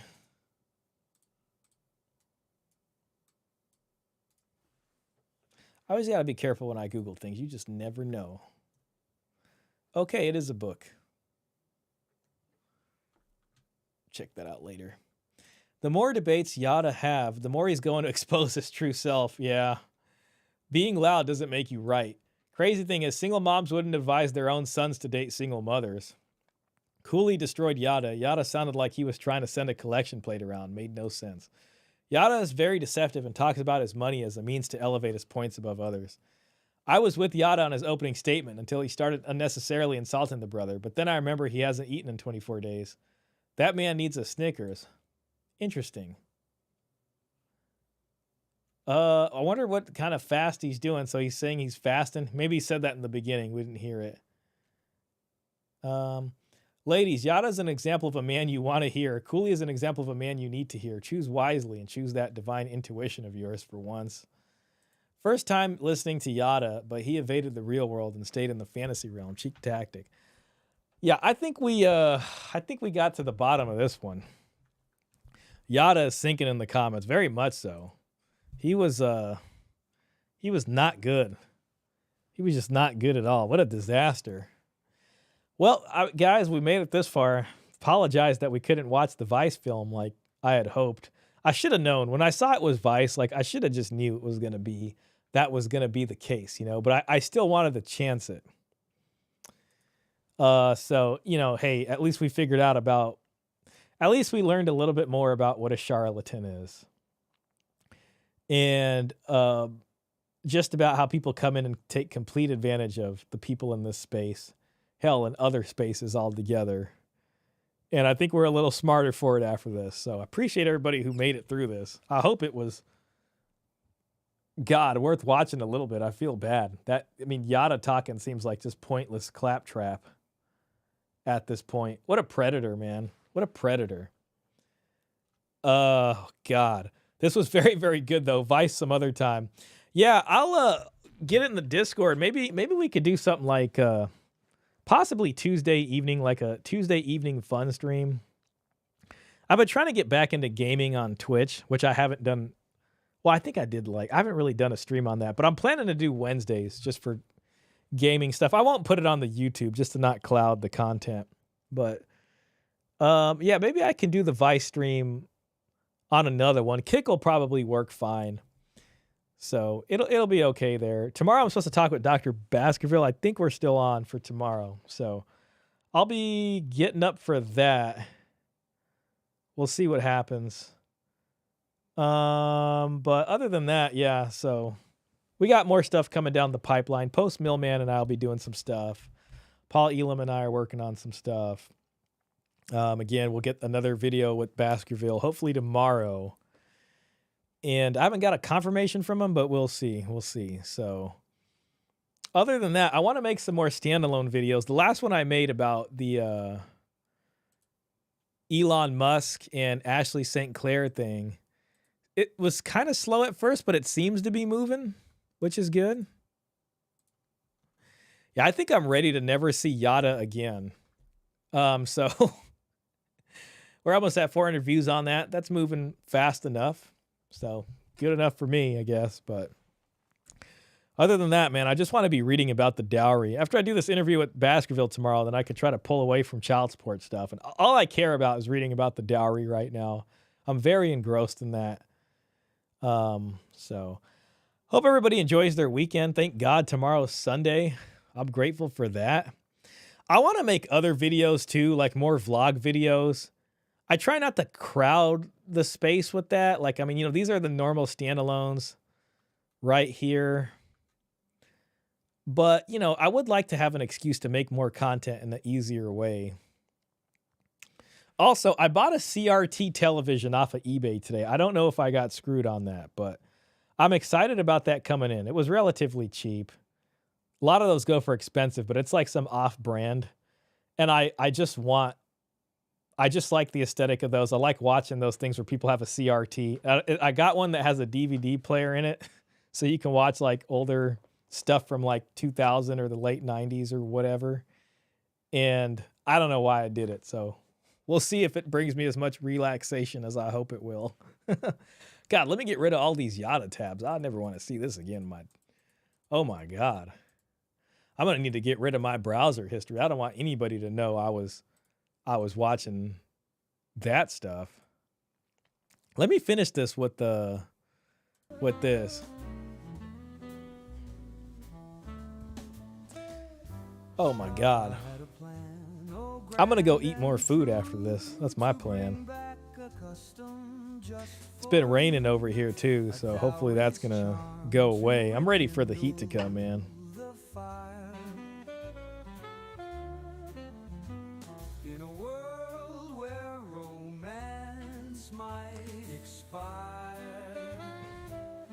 I don't got much left to say. I'm just enjoying the music.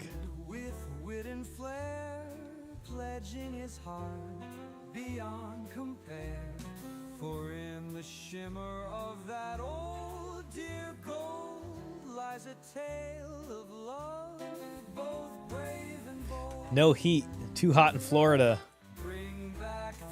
I hear you, man. I've been to Florida a few times. Well, a couple times. Florida's cool, man. But yeah, I know what you mean. I have been to Florida in August one time. It was I didn't even understand it, bro. It was hot as hell. And I went to Disney World. I don't know why I did this. I swear to God. And like the lines were like 45 minutes, sometimes an hour. Like I went to go ride that Avatar ride and the line was so freaking long. And it was the first ride that we decided to go ride. It was me and some of my friends. And we're just like, oh my God. Like, I got a picture of my buddy, and he's like, he's got the funniest face expression. You can see his shirt is like full of sweat. We're just like, what the hell did we do? But it was actually a fun trip. I did have a good time. And then we went to New York City after. This was back in 2018. That was a damn good time. One of my buddies got sick from one of the restaurants there and threw up hella. It was a pretty good trip. I went to Miami in the fall time once, and it was like perfect weather. That was fantastic. Florida is an interesting place, man. Like, you got all kinds of wildlife. It's a fun place to go. Like, you got alligators, crocodiles. You got all these, like, iguanas running around. The trees, everything looks different. The Everglades, you can go fishing out there. I went fishing with Monster Mike. I don't know if you guys know who Monster Mike is, but we actually met up with him because my buddy hit him up on Instagram. This guy right here, Monster Mike. Our goal is to catch this map. I didn't take any pictures of him, but I got videos of Monster Mike on my phone. He was showing us how to catch fish. And he was taking us to all of his secret, like, fishing spots, even one behind a Target. It was a badass time. I don't know why I didn't take a picture with him, because I was just taking pictures for all my buddies with him. But he was a cool guy, man, Monster Mike. Yeah. So, fun times over there in Florida, man. Have a good evening, all, man. Have a great evening, Klaus. I appreciate you being here. I know how late it is for you. I wonder if I should start the stream at 6, man, but I feel like I got everybody trained for 7, but then it's just like the people who aren't in the U.S. or that don't do this daylight savings time, it's not going to make sense for them. Yeah, I didn't even think about that. And I hate that, you know?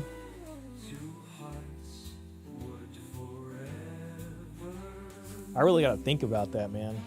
I might just keep it at 7. Like, that's just what it is, 7. I'm sorry, Klaus. I know it makes it later for you. You know what I mean? Earlier or later? I don't know which one's worse for you, actually, when I think about it. All right. Well, we made it to the end of the song, Legends. And I'll call it, guys. And I'll keep everybody updated in the Discord. Don, appreciate you being here. Thanks for the donation. Klaus, you're a legend. Mr. Pitt, thank you again. And all the other folks that were in here. Marcus Gray. We'll catch y'all. Karen Tekar, I know he went to sleep. Catch everybody on the next one. I'll try to have a better, more organized stream